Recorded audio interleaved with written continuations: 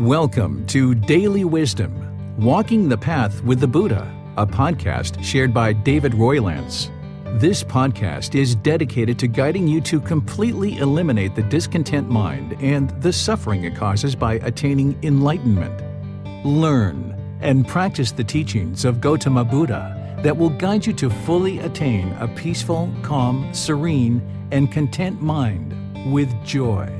To support this podcast, visit patreon.com/support Buddha or visit buddhadailywisdom.com, where you will discover a full range of courses, retreats, and online learning resources to assist you on the path to enlightenment. Now, here's our teacher to share more.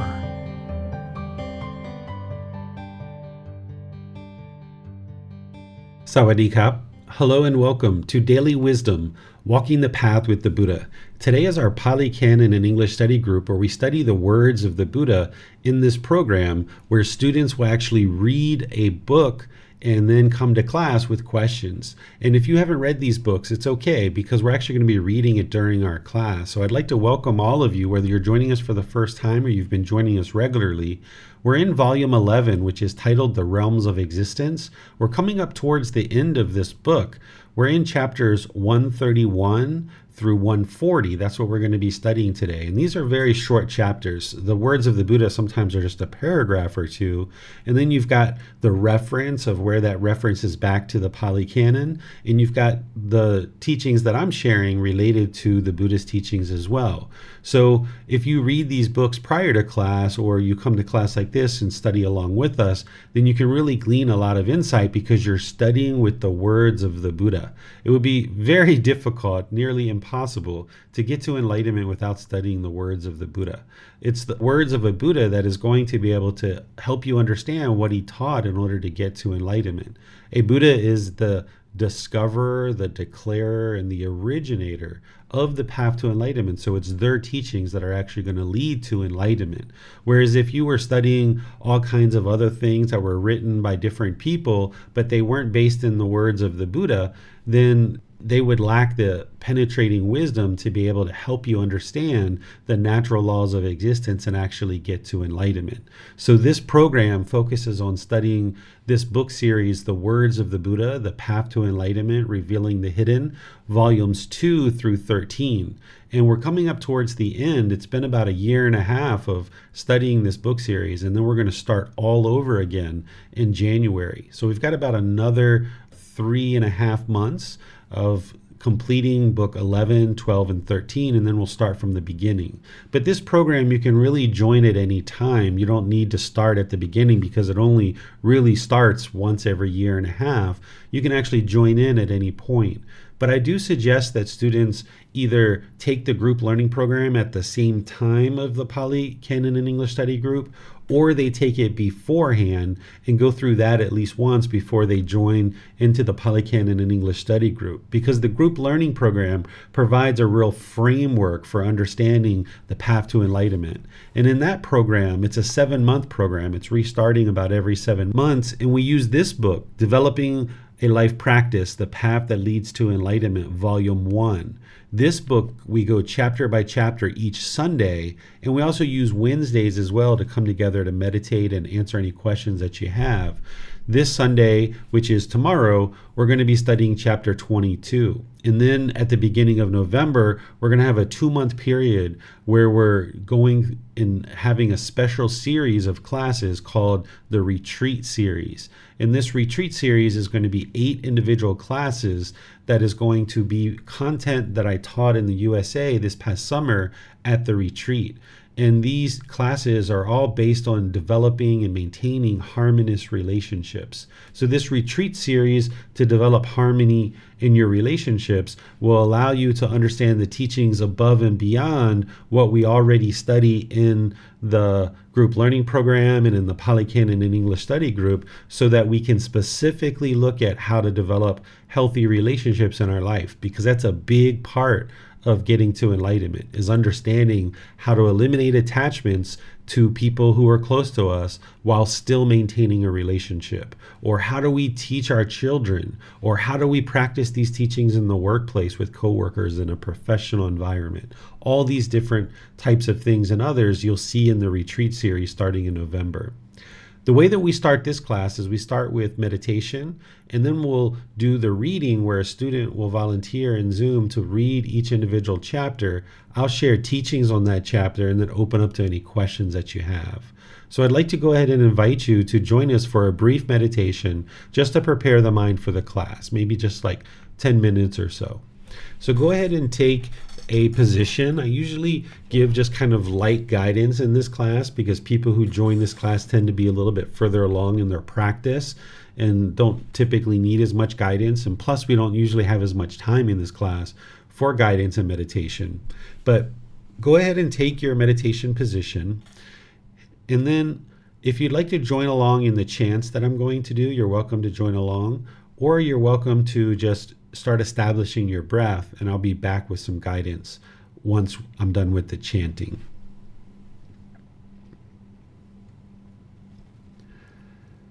Arahang Samma Sambuddho Bhagava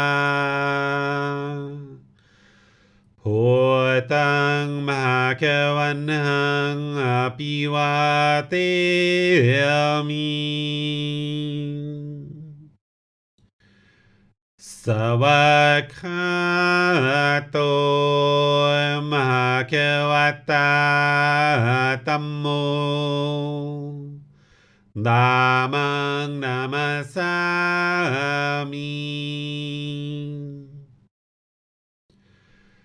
Supatipano Bhagavato Sāvaka Saṅgho Saṅghang Namami Namo Tassa Bhagavato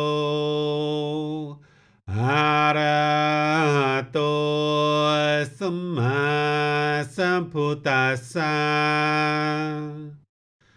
Namo Tassa Bhagavato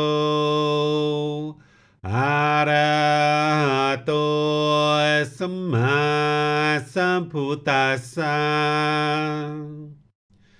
Namo Tassa Bhagavato Arahato Samma Sambuddhassa Iti piso Bhagava Arahang Samma Sambuddho Vicacaranang sammuno Sakhato rokavito Anuttaro purisa Dhamma sati satatava manusanam Bhoto Bhagavati.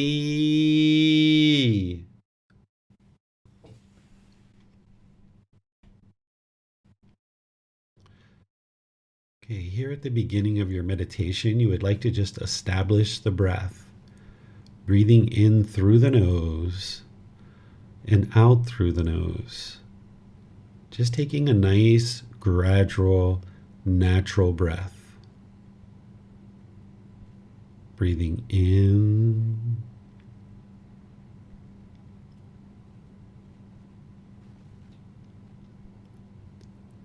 and out. Once the breath is established, start fixating the mind on the sound of the breath. The breath is the present moment. Fixate the mind on the breath, the sound or sensation coming into the nose. Anytime the mind is off the breath, cut that off, let it go, and come back to the breath, the present moment.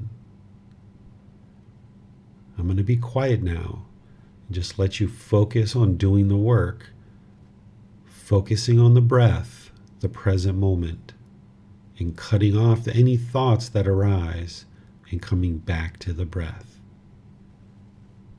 Breathing in and out.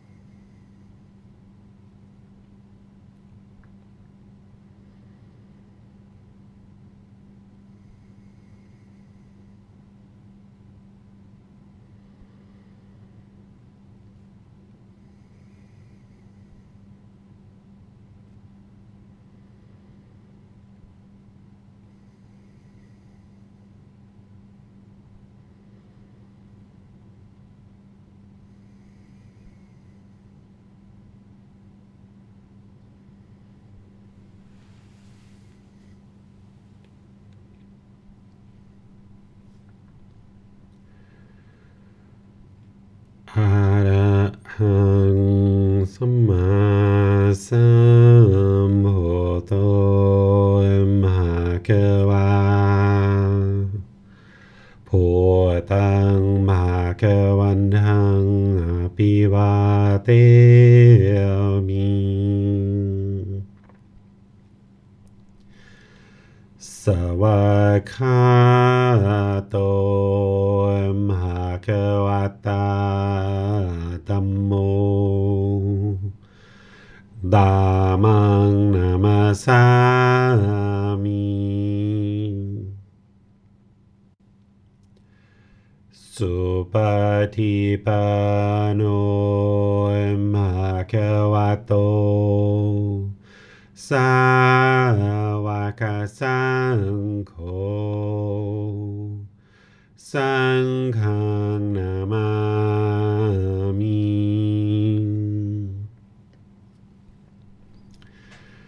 นะโมตัสสะภะคะวะโตอะระหะโตสัมมาสัมพุทธัสสะนะโมตัสสะภะคะวะโตอะระหะโตสัมมาสัมพุทธัสสะนะโมตัสสะภะคะวะโตอะระหะโตสัมมาสัมพุทธัสสะอิติปิโสมหะคะวะอะระหังสัมมาสัมพุทโธวิชาจารณังสัมพุโนสคาโตโรกาวิโตอนุเตโรปุริสาดามาสติสัตตาตาวามานุสนังพุทโธภะคะวะติ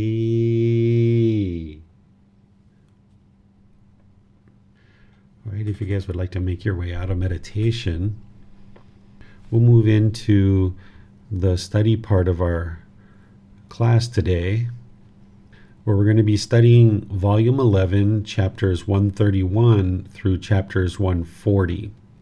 Here, this book, titled The Realms of Existence, we've already gone through studying the realm of hell, the animal realm, afflicted spirits, the human realm, and the heavenly realm. And then we even studied some chapters related to the cycle of rebirth itself.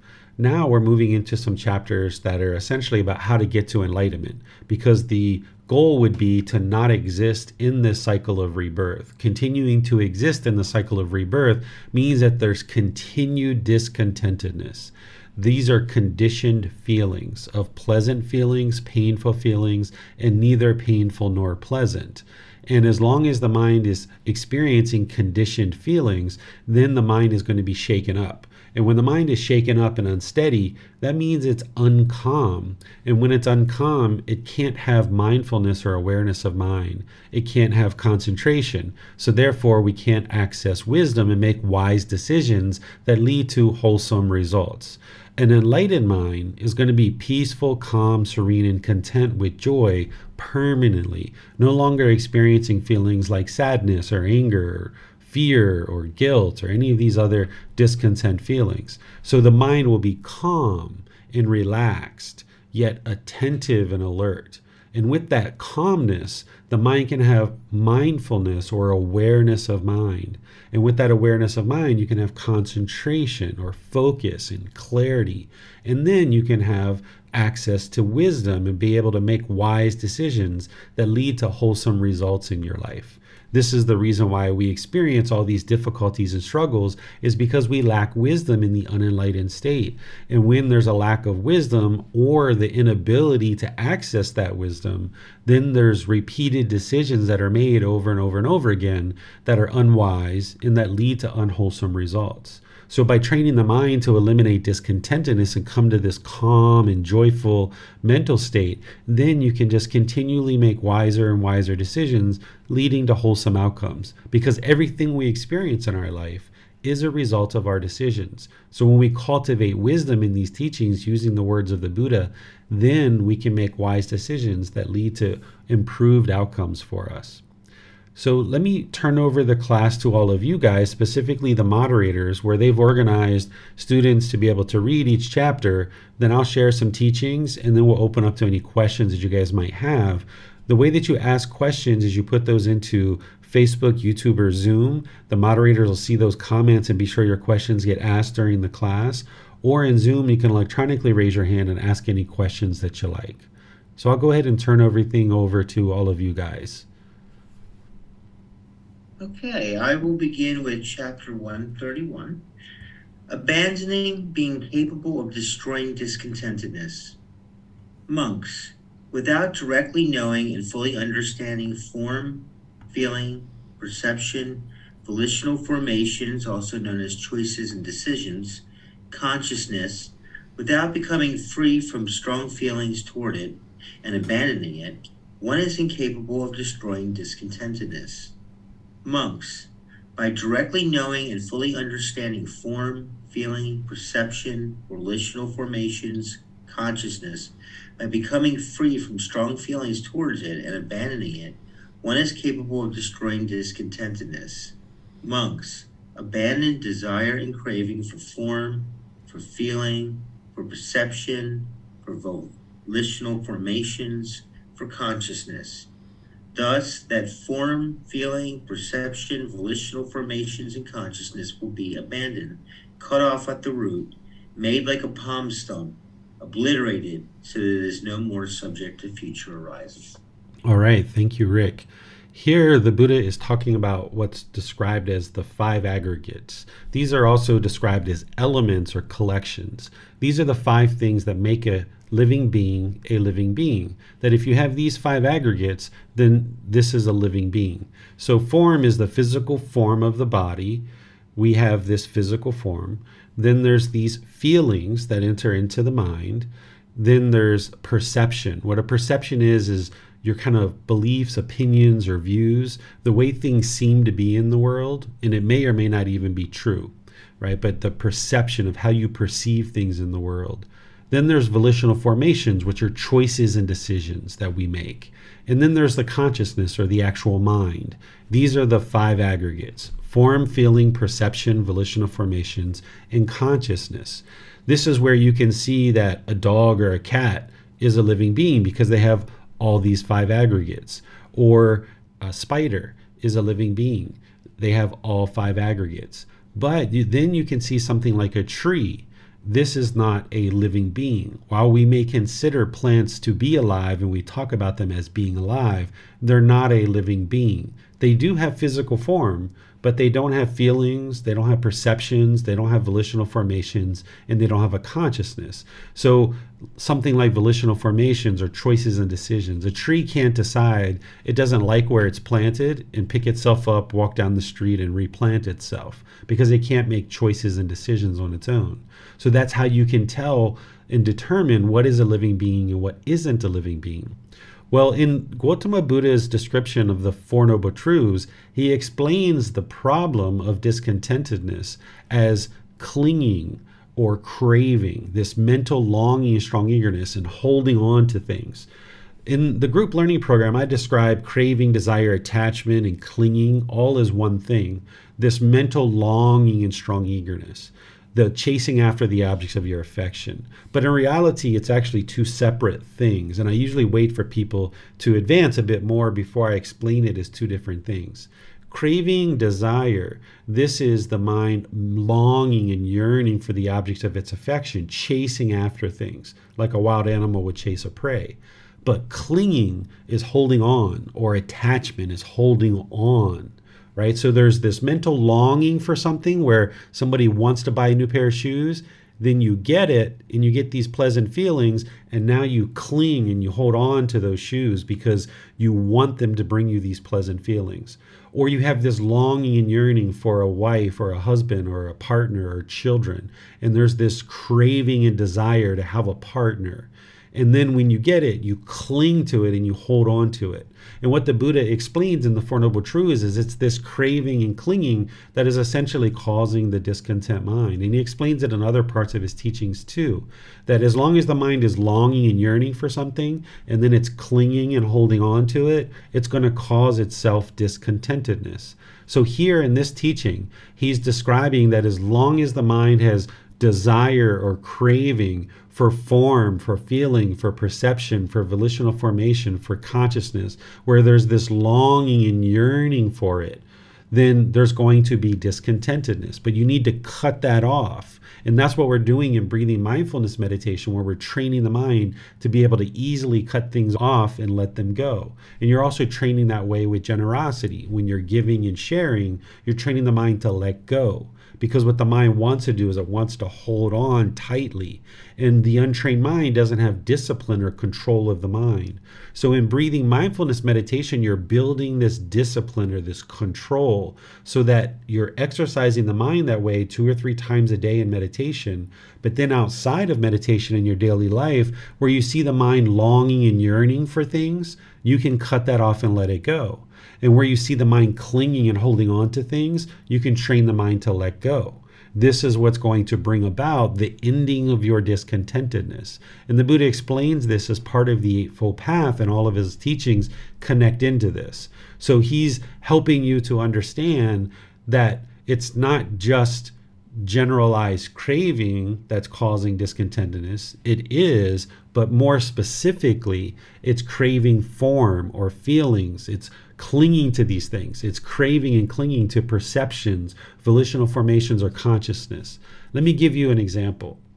Let's use this one, volitional formations, choices and decisions. Say like 2 weeks ago, you saw an advertisement for a movie, and this movie is about to come out 2 weeks from now, and you start building this craving, this longing and yearning to go see this movie. And then as the date gets closer, you call up your friends and you say, okay, meet me at the movies. We would like to go see a movie. I would like to go see a movie. So now you show up to the movies to meet your friends with this longing and yearning to see a specific movie, say Superman, right? And then you show up and you're like, all right, friends, we're all here. Let's go see Superman. I can't wait to see Superman. And your friends are like, we were actually interested to see Superwoman. We weren't interested to see Superman. You're like, no, we've got to see Superman. It just came out. It's the new movie. It's the best movie. We've got to see it right now. There's all these strong feelings that come about because the mind has this craving, this yearning, this longing to see Superman. And your friends are like, we're not interested in that, right? And as long as the mind is clinging and holding on to Superman, it's going to experience this discontentedness.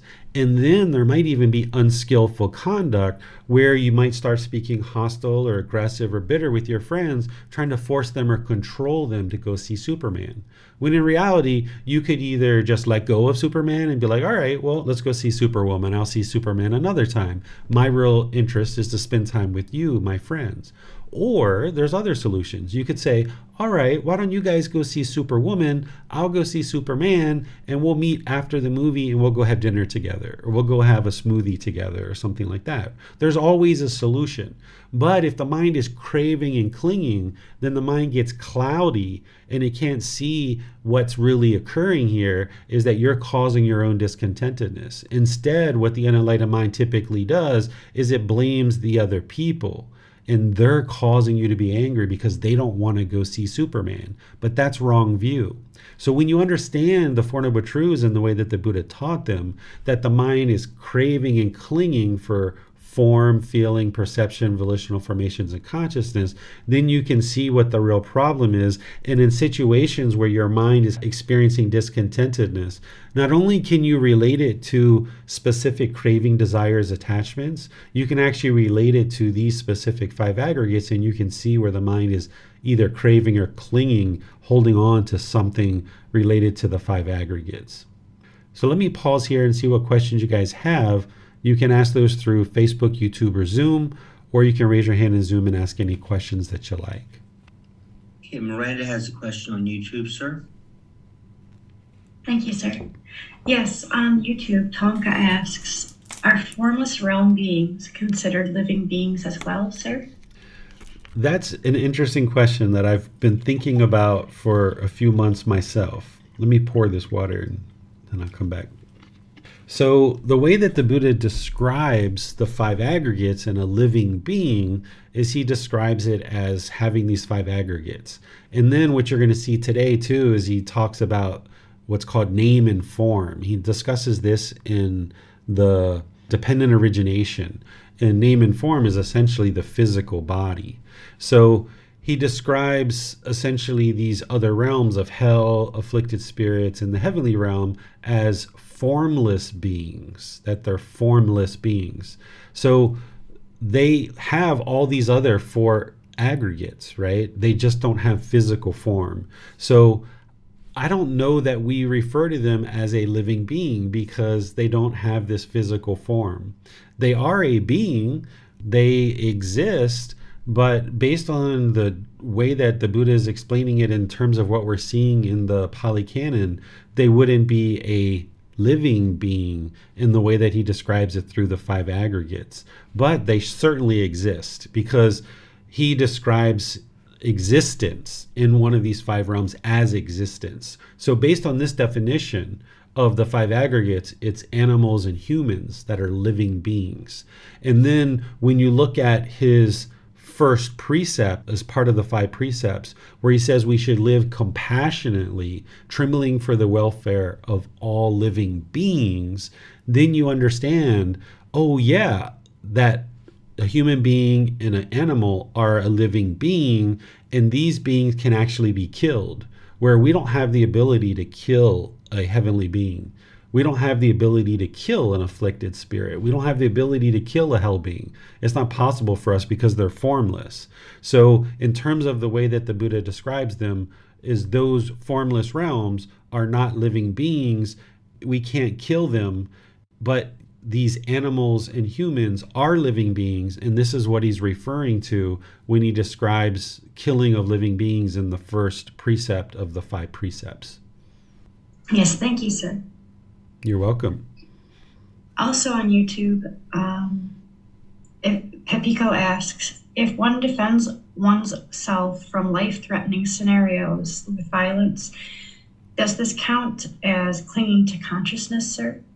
If you're protecting this physical body, it doesn't mean that you're necessarily clinging to consciousness. It could be there, but an enlightened being could potentially protect itself, right? The best protection is practicing right view, right intention, right speech, right action, right livelihood, right effort, right mindfulness, and right concentration. If you're practicing that to perfection, there shouldn't be anybody who's attempting to harm you in any way because you're making wise decisions.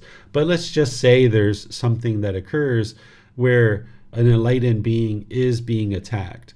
This person can defend the physical body without clinging to consciousness. There wouldn't be the strong emotion involved. It would just be enough force to reject this aggression that's coming at you in order to protect the body. Where it is, if the mind is untrained and unenlightened and someone's attacked, there's going to be all this fear, there's going to be all this elation or all this strong emotion, to the point where the person can't control their mind, and sometimes there's not an equal amount of force, and the person actually gets themselves in a lot of trouble. Where if somebody's coming at you with a baseball bat, you might end up, breaking their neck and killing them, and this is seen as murder or manslaughter, and you can get into a lot of trouble. So just because somebody's choosing to protect the physical body doesn't mean there's clinging to consciousness, because you're not going to just stand there and let somebody inflict injury and kill this being, because that wouldn't be loving kindness and compassion for this being who you are right now. And in order to get to enlightenment, you need to practice loving kindness and compassion for all beings, including this being who you are now. What clinging to consciousness is if you have certain things in the mind that you're clinging to. Let's say you have the idea that you're a kind person and you're a friendly person, and this is kind of something that's in the mind. And then you hear somebody say, "You're so rude. Why are you so rude?" Then if you're clinging to consciousness, or you're clinging to being kind and friendly, and that's who you think you are as a person, when you hear this person say you're rude, you're going to get angry and hostile towards them, because you're clinging to your consciousness, thinking that this is who you are as a person. So clinging to form and clinging to consciousness is equivalent to personal existence view, where you think that this physical body or this mind is who you are as a person. And as long as the mind is doing that, it's going to experience conditioned feelings of either pleasant feelings, painful feelings, or neither painful nor pleasant. Okay, it looks like we don't have any other questions, sir. All right, so let's move to chapter 132. Okay, Miranda, would you please read 132 for us? Yes, sir, thank you. There is no you there. Then, Bahia, when for you there will be only the seen in reference to the seen, only the heard in reference to the heard, only the sense in reference to the sensed, only the recognized in reference to the recognized, then, Bahia, there is no you in connection with that. When there is no you in connection with that, there is no you there. When there is no you there, you are neither here nor there, nor between the two. This, just this, is the end of stress. All right, thank you, Miranda. Here, this is a short little discourse where the Buddha is essentially describing that there's no you here. He's talking about that there's no self here. When we talk about the universal truth of non-self, the Buddha talks about this at different points in his teachings. Here, he's kind of alluding to it and kind of saying that there's no you here, meaning that this physical body and this mind isn't you. So that's why it shows up right after that last chapter, because when you talk about the five aggregates and you talk about eliminating clinging to the five aggregates, there's an aspect of that is to realize non-self. And that's that fetter in the mind of personal existence view, where the unenlightened mind mistakenly believes or falsely understands or has this misperception that this physical body is who you are as a person, or that this mind is who you are as a person. And that's where if you hear agreeable things about your self-image, you might get these pleasant feelings. I feel so great. But then it's only a matter of time before somebody says something disparaging or diminishing about your self-image, and now you experience painful feelings because you allowed the mind to experience pleasant feelings when you heard this agreeable speech. You're clinging to that, craving permanence. And now when the mind hears disagreeable speech, it doesn't understand the impermanence, that you're not going to permanently hear wonderful things about your self-image. So then you're going to experience these painful feelings. So what you need to do is get to the point where you understand and you realize the universal truth of non-self, to eradicate personal existence view, where you no longer see this physical body as who you are. And the same thing with the mind, this self-identity. If you have certain self-identity, like, I am a Buddhist teacher. Well, if I identify with I am a Buddhist teacher, and that's who I think I am as a person, again, if I hear agreeable things, there's going to be pleasant feelings, happiness, excitement, elation. All Buddhist teachers are so lovely. They're so kind. They're so friendly. They're generously giving their time to help others. Oh, I feel so wonderful because that's who I am. I'm a Buddhist teacher and I hear these agreeable words. So I feel so pleasant when I hear that. But then it's only a matter of time before somebody says something disagreeable. All Buddhist teachers are leading people to hell. How dare they teach those teachings, or whatever somebody might say, right? And now if you identify with I am a Buddhist teacher, when you hear this disagreeable speech, then there's going to be painful feelings like anger or sadness, and then there's going to be unskillful conduct. So when you let go of this self-identity, no longer identifying with this is who I am as a person, then you can reside peaceful, calm, serene, and content with joy. If you hear certain things that are agreeable about the self-image or self-identity, or if you hear things disagreeable, because these things are no longer there for somebody who's eliminated personal existence view. For someone who has realized non-self, they understand that there is no you there. It's just a physical body. It's just bones and fluid and tissue and skin and sinews and fluids. That's all this thing is it's just kind of like a big bag of skin with bones and fluid in it. And this mind, this consciousness, this isn't who you are. They've just come together for this unique existence. So the more you reflect on this and you realize there's no you there, then what the Buddha is saying is there will only be the seen in reference to the seen. All right, well, I see this physical body. I see it in the mirror, but that's not me. That's not who I am. It's just a physical body. Only the heard in reference to the heard. Okay, so I can hear things and I know that there's sound, but that's not who I am. And then there's the sensed in reference to the sense. So you're going to take in this content through the six senses of the eyes, ears, nose, tongue, bodily contact in the mind. But none of these things are you. There's no you in connection with that.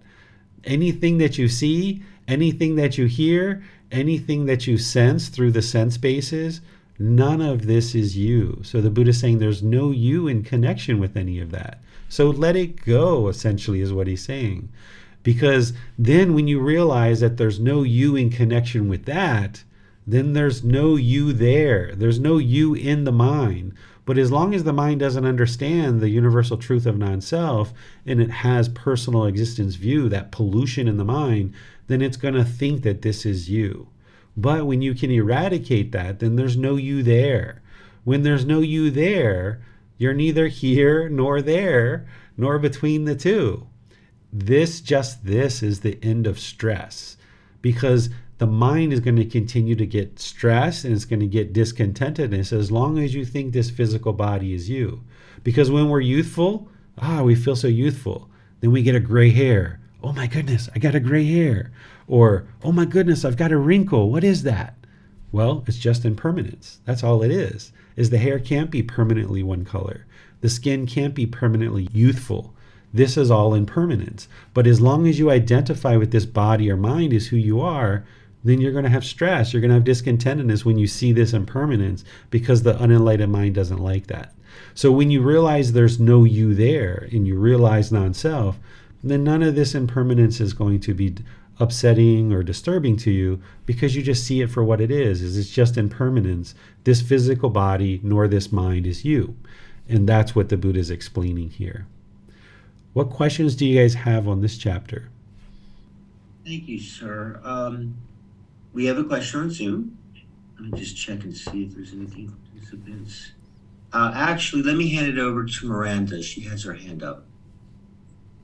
Yes, thank you, sir. On Facebook, Amina asks, when reflecting on non-self and the teaching that there is no you there, does that mean that others around us are not there as well? Meaning for those that we are close to and care deeply about, like family and friends, should we not attach to their sense of self either? If so, how can we better relate to them? Yeah, so you're not interested in attaching to anything, because as long as you're attached, it's going to arise discontentedness. The Buddha is not saying that people don't exist. He's not saying that your body doesn't exist. What he's saying is this isn't who you are as a person. And you can see this and reflect on it, because if your arm was cut off, are you less of a person? No. You just have less use of your limbs. You still have one hand and one arm. You just don't have this hand and arm. So there you can see that the body is not who you are as a person, because you're not less of a person just because your arm got amputated, for example. So your daughter, your husband, your parents, people like this, they're there. They exist as an individual, as a person. But what the Buddha is explaining is that there's no you here, meaning he's encouraging you to train the mind to let go of thinking that this physical body is you or that this mind is you. But there is an existence. In other people's minds, they do have a personal existence view if they're not training on this path and they haven't eliminated it. This is why people get upset if you say something about their physical appearance or their identity in the mind. So if you were like, Mom, what's going on with your hair today? Or, neighbor, where did you get that shirt from? What, you don't like my shirt? What's wrong with my shirt? Right? Like, people start getting a little bit upset because they have that personal existence view. So these people exist around you, but you need to train your own mind that in terms of the way that your mind thinks about this body and the way that your mind thinks about the mind itself is that this isn't who you are as a person. So for me, like I have white skin. People call me a Caucasian, right? Well, I'm not Caucasian. That's just a label that people use to make it easy for them to identify and kind of separate us into categories. This physical body was born in America. People would say, I am an American, but I am not an American because that's just a label that people assign. This physical body was just happened to be born in America, right? So these labels that are given to us throughout our life, this is where the mind starts grabbing on and clinging to the consciousness and thinking this is who you are as a person, this self-identity, or it clings to this body. And that's why if you hear somebody that says something agreeable about your race or ethnicity, you might have this amazing, pleasant feeling. Or if you hear something that's degrading about your race or your culture or your ethnicity, you might have painful feelings. That's because the mind is identifying with this physical body or this mind as being who you are as a person. And that's where you can just understand, I'm not any of these things. This physical body might be considered to be from a certain ethnicity, but that's not who I am. Or this physical body might have been born on a certain land that we call America, but that doesn't make me who I am as a person. That's just happens to be where this body was physically born. So you get to that point, the more you reflect on this and the more you practice. Then when people say things about either the self-image or self-identity, you can see that the mind is completely peaceful and calm and it doesn't get shaken up. And that's how you'll know that personal existence view has been eliminated. Thank you, sir.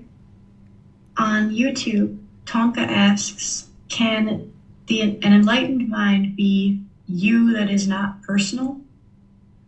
You that is not personal. I'm not understanding that part. We can come back to that. I can ask her to elaborate a little bit. I think that Rick has a question on Zoom also. Sure, that sounds good.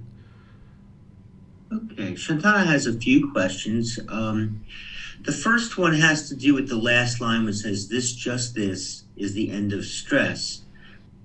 He said the word stress, what does it mean here? Does it include the stress in work, in relationships, feelings, perceptions, etc.? The word stress is sometimes used instead of discontent or discontented or discontentedness. Is the word stress is kind of encapsulating the painful feelings associated, in this case, with having personal existence view.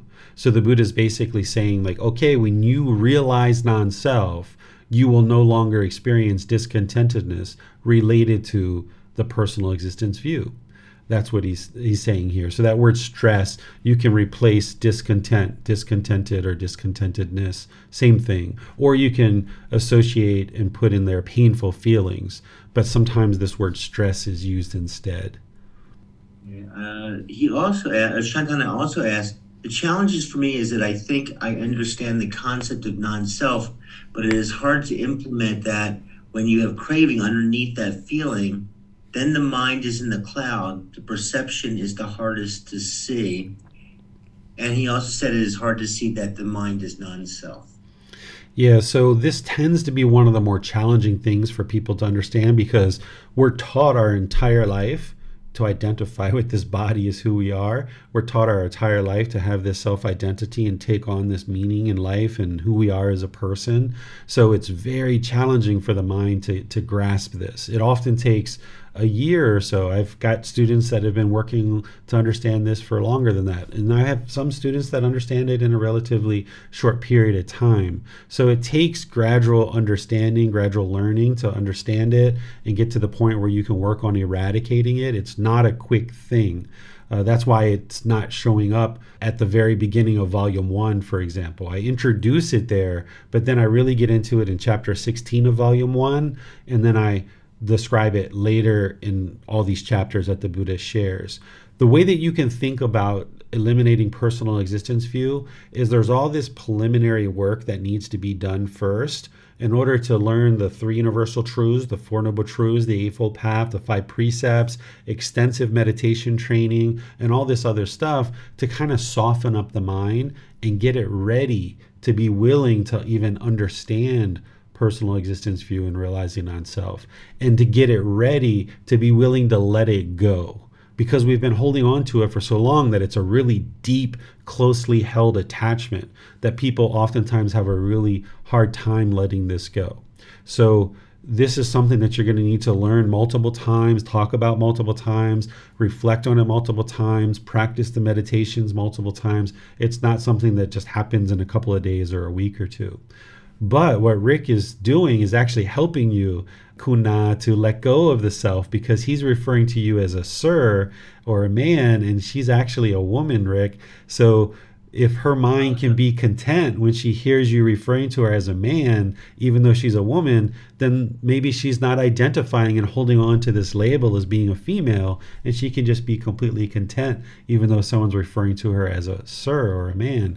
And this is one of the benefits of eliminating personal existence view. Whereas if she had this deep attachment of, I am a female, how dare him refer to me as a male? This is going to cause discontent in this, right? If the mind's holding on to this identity as, I am a female, how dare him call me male?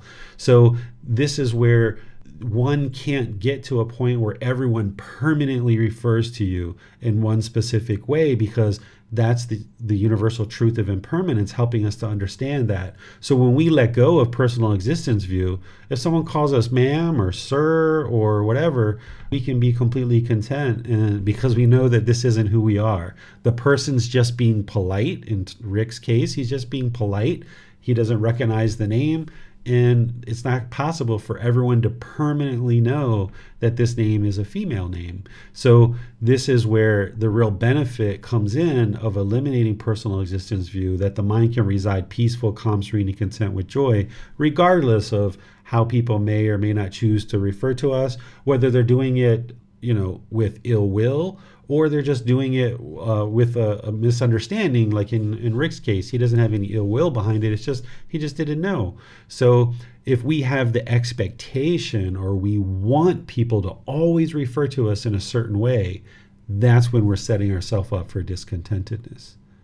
Thank you, sir. Shantana has one more question. She asked, the mind and the body is not us, then who, what are we, sir? So I don't exist, right?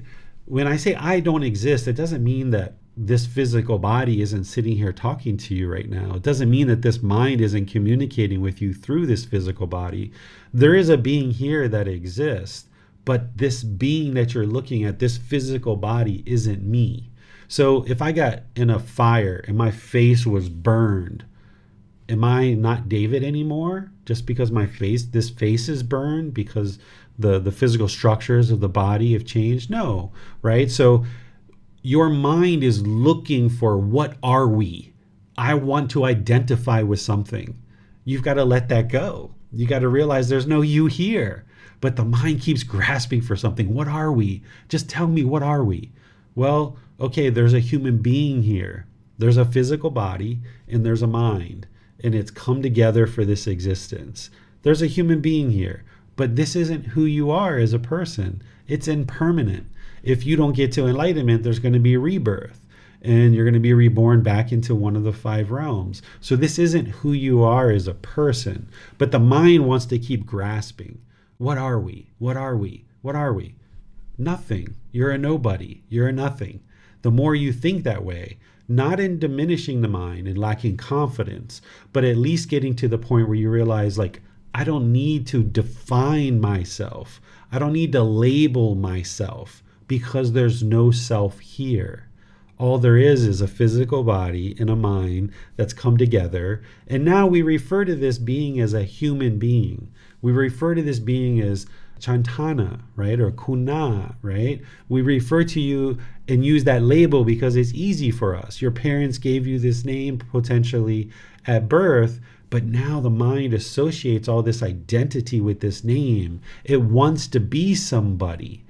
I am Thai, or I am this, or I am a mom, or I am a wife, or I am this.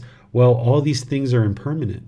So if the mind grasps and holds on to I am a wife, then someday when you're not in a relationship, maybe your husband passes away someday, now you feel diminished. You feel less of a person because the mind's holding on and clinging to I am a wife. So you've got to let go of all this and realize that, okay, I perform the role as a wife and I'm in this relationship and people might refer to me as a wife.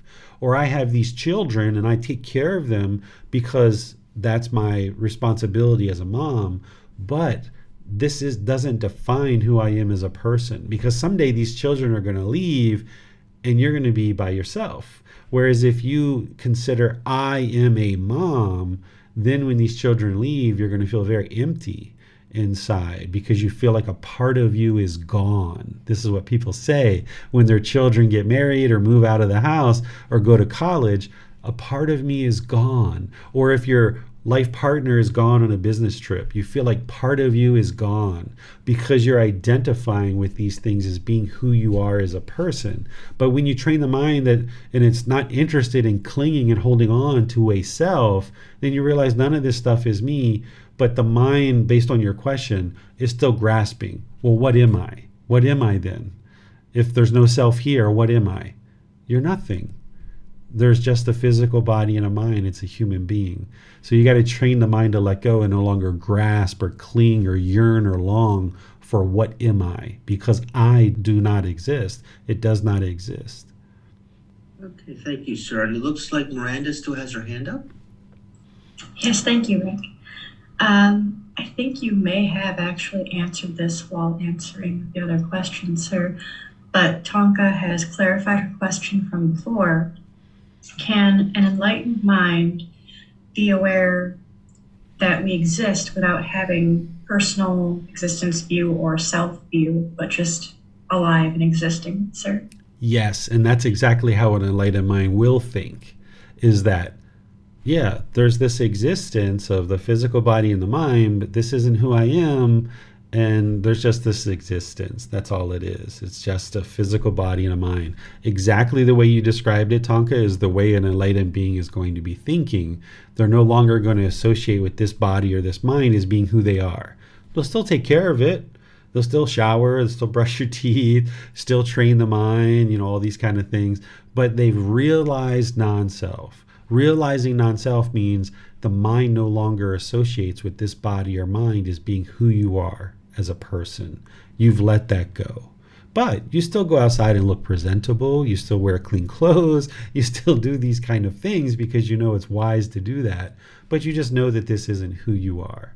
So like if you were at a party and you spilled some chocolate ice cream on your shirt, if you're embarrassed because of that, that's because of the personal existence view. You have this certain self-image and now you spilt this coffee or this chocolate ice cream on your shirt and you feel embarrassed because now you're walking around with a stain of chocolate ice cream on your shirt.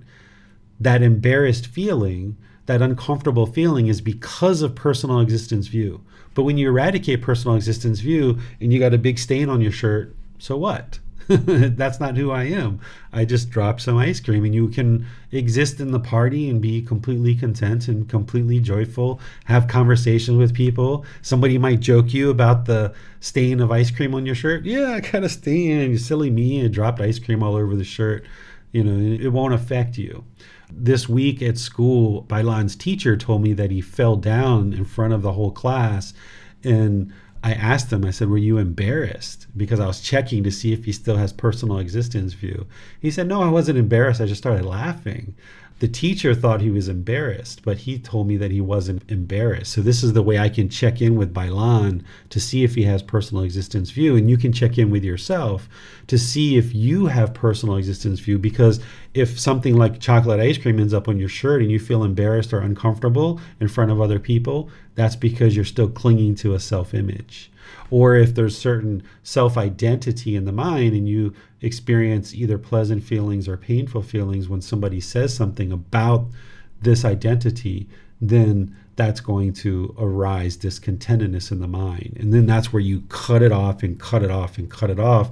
And you kind of have to go through enough of these experiences where that personal existence view is triggered and you see it and you actively cut it off. And then the next time it happens, the mind feels less discontentedness or no discontentedness. And gradually, as this is being triggered, then eventually you get to the point where it doesn't get triggered anymore and the mind's completely peaceful and joyful, regardless of what other people might be seeing or doing related to this physical body or the mind.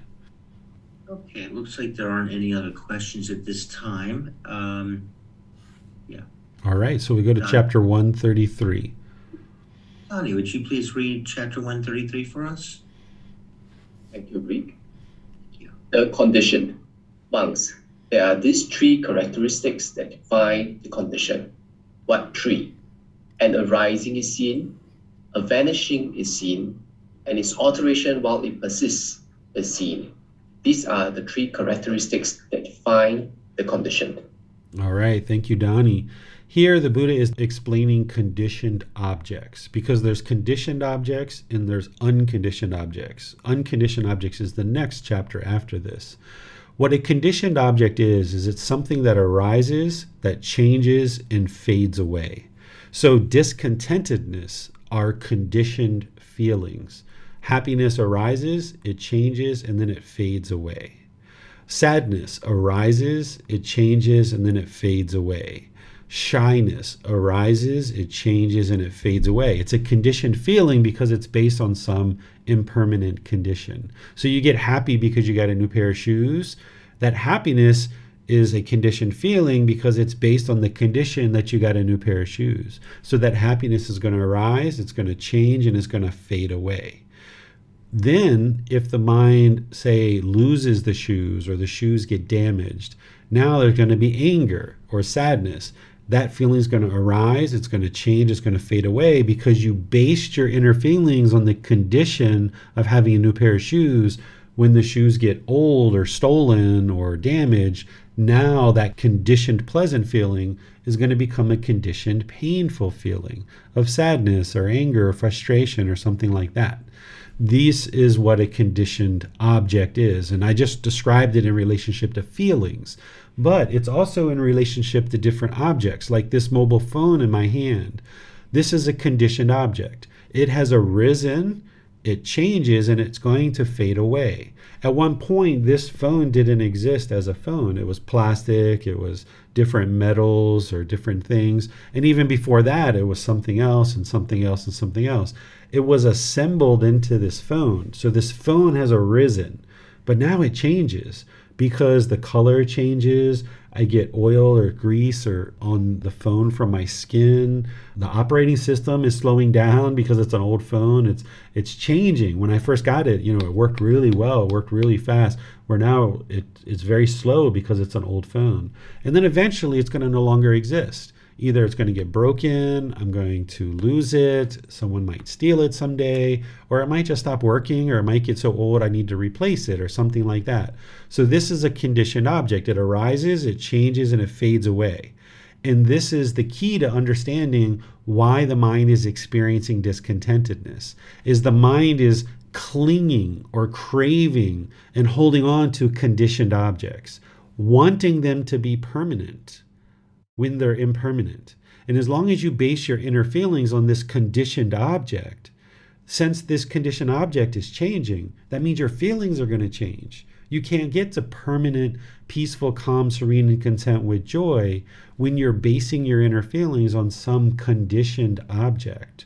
So if I base my feelings on having the latest, greatest, best phone, then I can only be happy if I have the latest, greatest, best phone.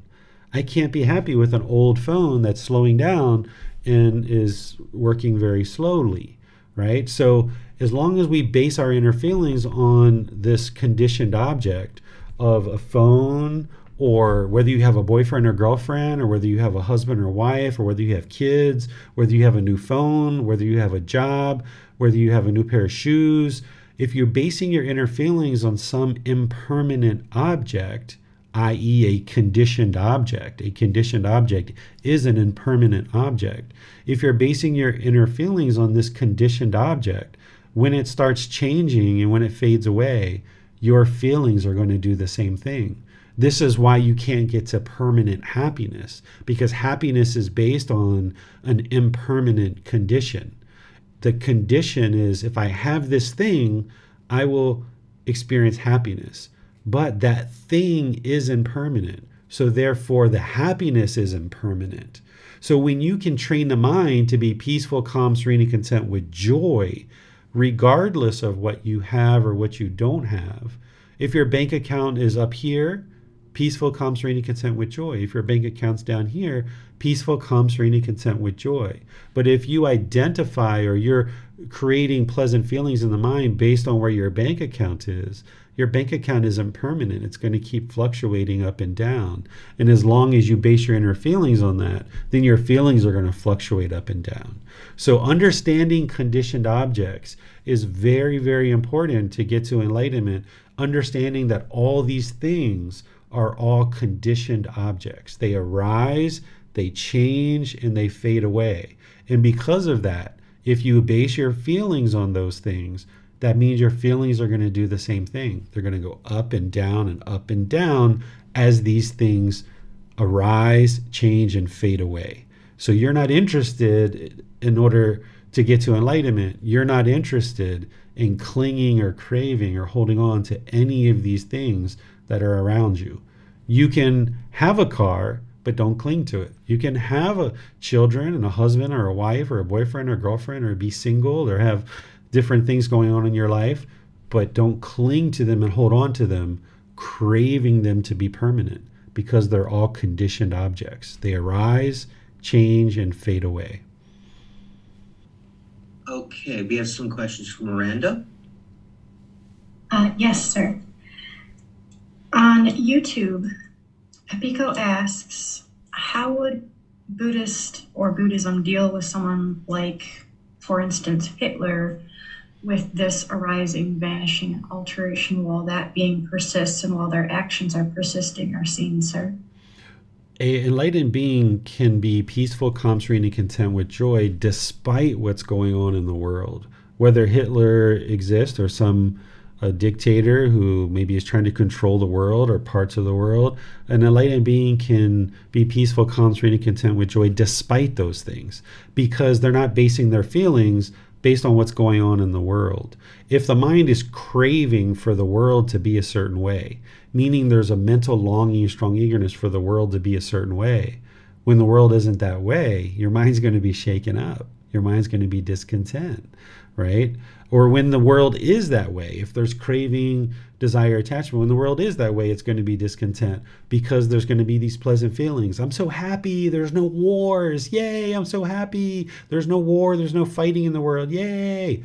Uh-oh, there's a war, because that peacefulness wasn't permanent in terms of the world and what's happening in the world. So now there's this war. Oh my goodness, I'm so sad, I'm so angry, I'm so frustrated, because the mind is basing its inner feelings on some condition. And if there's somebody like Hitler in the world, or whatever else is going on in the world, an enlightened being has let go and realized that the world is going to function however it's going to function. You can't control what people do in the world. All you can do is control your own mind. And that's challenging enough, particularly for an unenlightened being. they're having difficulties controlling their mind because it's not trained. But once your mind is trained, you can completely control your mind. That you see the news, you see a war, okay, you understand why there's a war. Because of craving, mental longing, and strong eagerness, I want this land. Oh, you're not going to give me that land? Okay, my anger arises because now you haven't given me what I want, the objects of my affection. I didn't get these pleasant feelings. So now there's these painful feelings. I'm going to attack you, and I'm going to kill, and I'm going to rape, murder, and pillage and destroy until you submit with fear and give me what I want. And why is all this happening? The craving and anger is happening because of the ignorance, the unknowing of true reality. People don't understand that when you have craving and anger, it leads to unwholesome results. And there's death and there's destruction. There's businesses that don't want to be part of your country anymore. There's people who don't want to be part of your country who leave. All of this is Kama. So an enlightened being understands that the problems in the world are all happening because the human mind is polluted with craving, anger, and ignorance. And if somebody is making decisions through craving, anger, and ignorance, it's going to lead to unwholesome results because they're making unwise decisions. So when these things are happening in the world, whether it's murder or rape or other things like this, an enlightened being understands that all of this is occurring because of craving, anger, and ignorance. This is all impermanence, and there's nothing that an enlightened being can do in order to fix that, because those people have to choose to eliminate their own craving, anger, and ignorance. They have to walk towards the light. We can't force people to walk towards the light. An enlightened being who decides to be a teacher can set up in a way to allow people to come learn. But if those people aren't willing to come learn and train their mind, there's nothing that enlightened being can do to force the world or control the world to be a certain way. But that enlightened being understands the world, and their mind is peaceful and joyful despite what's going on in the world. They don't base their inner feelings on what's going on in the world. Thank you, sir. Mm-hmm. Pepiko has a follow-up question. If someone like Hitler wanted to genocide Buddhists, what would Buddhism and Buddhists do? Everybody would do something different. You can't say what everybody would do because the Buddha didn't give a playbook and say, if this happens, do this. If that happens, do this, right? What he did instead is he explained to you what the problems are in the unenlightened mind, the pollutions, and then he gave you the path of how to clear out the pollutions. And then you have free will to make whatever decisions you make. And when you're making decisions without craving, anger, and ignorance, then you're practicing generosity, loving kindness, and wisdom, and you're going to make decisions based on whatever you decide. There's 1,000,001 different decisions that somebody might make. Buddhists don't follow some doctrine or some book and everybody does exactly the same thing. That would be permanence. Instead, there's this guidance of the Buddha explaining the natural laws of existence, the pollutions in mind and how to eradicate them. And then different people will make different decisions. There can be 10 million right answers in a situation like that. And everybody's going to make whatever decision is best for them. Not everybody's going to make the exact same decision. Yes, thank you, sir. Mm-hmm. A question from my own mind here on this. So if we are on this path to enlightenment, trying to cut off and let go of feelings that may arise due to conditioned situations, like the raise that was given at work, there was talk about work ethic, dependability, attitude while at work. And it was noted the beginnings, like the bodily sensations of pleasant feelings, but that was cut off and let go.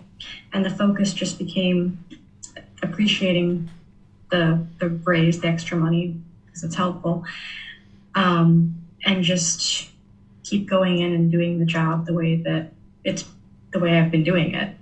Is that the correct way to handle something like that, sir? Or is there something more that I should be doing? That's exactly what you would like to do, and that's what's going to help you get to enlightenment. If you can observe with mindfulness that bodily sensations are arising, pleasant feelings, because there's craving, desire, attachment in there, and you can observe those bodily sensations and cut them off, this person is getting close to enlightenment because they have enough mindfulness that they can observe the bodily sensations, and they have enough control that they can cut it off and let it go. By the time this person does this over and over and over again, eventually they get to the point where there's not even bodily sensations because the craving, desire, attachment has eliminated them. There's still bodily sensations in terms of you'll feel something when it touches your skin, but there's not bodily sensations in terms of craving, desire, attachment that's producing bodily sensations when there's a rising of painful feelings or pleasant feelings or neither painful nor pleasant. The reason why those arising of bodily sensations is occurring is because of craving, desire, attachment. So if you have awareness of those and you cut them off sooner and sooner and sooner, eventually you get to the point where something will happen where the boss says, "Hey, Miranda, we'd like to acknowledge you for your great work and we've got this raise for you." And you just right away move to gratitude and appreciation. That's where the mind is. It's just gratitude and appreciation. There's no pleasant feelings that arise because there's no craving to be acknowledged, or there's no craving for money. There's no craving for these things, but you know you need them, so you pursue them as a goal, an objective, or interest. So this is where the mind can be really peaceful because you don't even experience the arising of bodily sensations associated with discontentedness because there's no cravings that are causing discontentedness to arise. So you won't experience even bodily sensations associated with that because the cravings are completely eliminated. Yes, thank you, sir. Mm-hmm. There are no more questions on YouTube and Facebook, but I see Rick has his hand raised. Let's go to him, sir. Okay, thank you. Actually, you may have already answered the question, so if I ask it and you feel that you've answered it already, please let me know. But I was just wondering if during the actual meditation practice, practical level, how would I apply this? The arising is seen, the vanishing is seen, and its alteration. How would I apply, as I'm breathing in and out? You said to cut it off. I know that's a very simple direction, but when it comes to the deeper levels of arising, of thought arising, of feeling arising, of physical sensation arising, and then remaining and maybe altering, and then eventually fading away, how would I apply that in my meditative awareness during my meditation practice? Yeah, this teaching here isn't necessarily teaching you anything for meditation. But remember, there's this learning, there's this reflection, and then there's the practice, and this is all leading to wisdom. So what the Buddha is explaining to you here is an aspect of the natural laws of existence. In the next chapter, he's going to explain the unconditioned. Here, he's explaining conditioned. So you learn this. Okay, the Buddha is saying a conditioned object is something that arises, that changes, and fades away. Okay. Now you reflect and you start looking around the world and you say, okay, is this coffee mug that I have water in? Is this a conditioned object? Well, yeah, because it arose, it changes, the color changes, it might get chips, and then eventually it fades away. That's a conditioned object. Is this remote control for the air conditioner a conditioned object? Yeah, because it arose, it changes, and then it's going to fade away someday. So here you're just gaining wisdom of what a conditioned object is, because this is a building block to help you understand why he's teaching to not crave and cling. Because if you understand that if you crave or cling for conditioned objects, and these things are constantly changing and fading away, then you're just setting yourself up to fail. So this isn't giving you anything related to what you should do in meditation. Those are other teachings where he's sharing that. But by understanding this, it will help you understand why you're cutting off thoughts and letting them go, because you're not interested in clinging to this conditioned feeling or this conditioned thought that arises. So you start seeing more and more of this comprehensive approach that the Buddha put in place and he shared. And this is one of those building blocks to help you understand why you're doing what you're doing in meditation. But you have to kind of start at the beginning to just understand, okay, well, what is a conditioned object? And start reflecting on that and be like, all right, I got it. I understand what a conditioned object is. And yes, this makes sense why I'm cutting off and letting go of this thought that arises in meditation, because the mind wants to hold on to it, but I need to train the mind to not hold on to these things and to let go. And this is why you're interested in doing that in meditation, because the mind is going to want to hold on to conditioned objects. But as long as it does that, it's going to keep experiencing discontentedness because they arise, change, and fade away. So that means your feelings are going to do the same thing. What you're trying to get to is an unconditioned mind, where the peace, calm, serenity, and contentedness with joy, it doesn't arise, it doesn't change, and it doesn't fade away. And that's what the next chapter has in it. Thank you, sir. Looks like there are no more questions at this time. All right. So here's the next one, 134. All right. And so 134, that's me. Okay.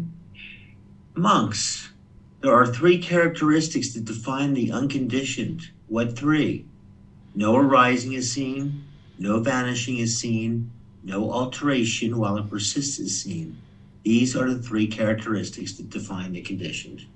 All right, so thanks, Rick. So now that we understand what a conditioned object is, now we can understand the unconditioned. There's no unconditioned, coffee mug, for example, right? There's no unconditioned mobile phone. These are conditioned objects. But this unconditioned, what he's explaining is things like enlightenment itself, that it doesn't arise, it doesn't change, and it doesn't fade away. The peaceful, calm, serene, and content mind with joy, it doesn't arise, it doesn't change, and it doesn't fade away. The reason why the mind experiences discontentedness is because of the pollution, where it's clinging and craving for conditioned objects. And when you eliminate that, and the mind gets to this purity in this unconditioned mind, then the peacefulness doesn't arise, it doesn't change, and it doesn't fade away. You wake up all day long and you go to sleep peaceful, calm, serene, and content with joy. So the enlightened mental state itself is unconditioned. The natural laws of existence that the Buddha taught 2,500 years ago, the laws themselves are unconditioned. His teachings that got written down, they're a conditioned object because they were actually written down onto paper and onto palm leaves. So those arose, changed, and faded away. And that's what we're doing now, is bringing them back into the world. But in terms of the natural laws themselves, the natural law of Gotama hasn't changed since the lifetime of the Buddha. These natural laws that he's explaining here, they haven't changed. That's why his teachings are timeless. What he taught 2,500 years ago is just as applicable today as it was back then. The natural laws of existence haven't changed. What's changed over time, 2,500 years, is people's understanding of them and the resources that we use in order to explain them. That's what's been changing, because those things are conditioned. The books, the writings, the people's memory, people's minds, those things are conditioned objects. So they arise, change, and fade away. So people have lost the understanding of what the Buddha's teachings are.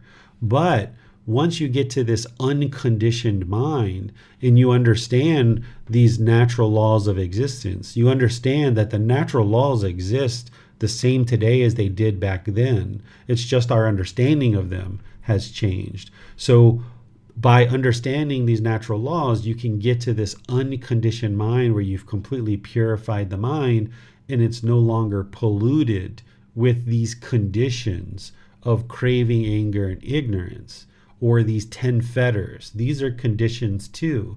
And these conditions, or these pollutions in the mind, are hindering the mind from experiencing this unconditioned experience of enlightenment.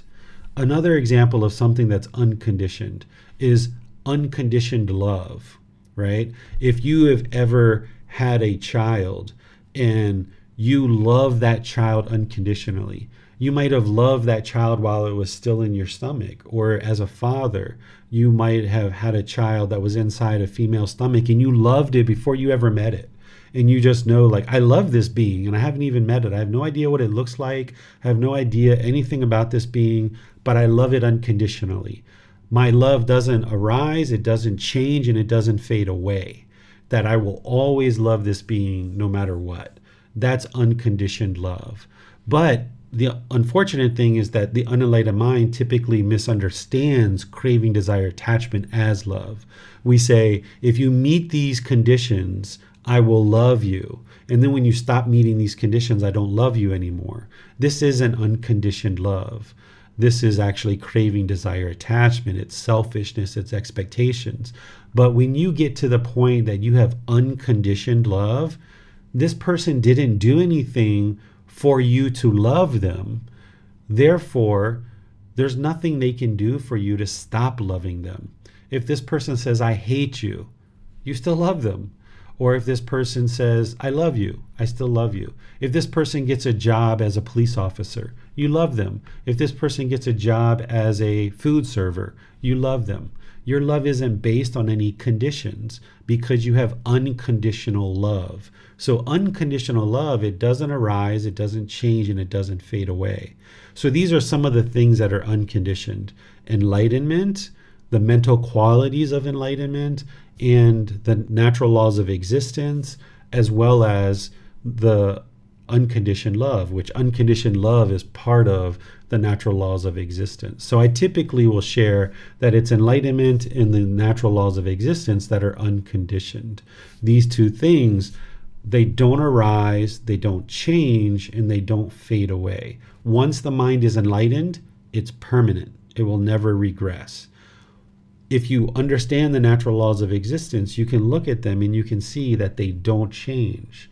Just like during the lifetime of the Buddha, when he said the 5 factors of well-spoken speech are speak at the right time, what you say is true, speak gently, speak beneficially, speak with a mind of loving kindness, he's explaining right speech through the natural laws of Gotama. That doesn't change. It doesn't change. It's not like, oh yeah, there's one more factor that he forgot. Or, oh, the natural law of Gotama has changed. We need to insert this new factor. Or those 5 trades that he talks about in Right Livelihood, where he talks about not having livelihood that is based on selling weapons, on selling living beings, on selling meat, on selling substances that cause heedlessness, or selling poisons. It's not like, oh yeah, we're going to add being a soldier, or oh yeah, we're going to add being a private investigator.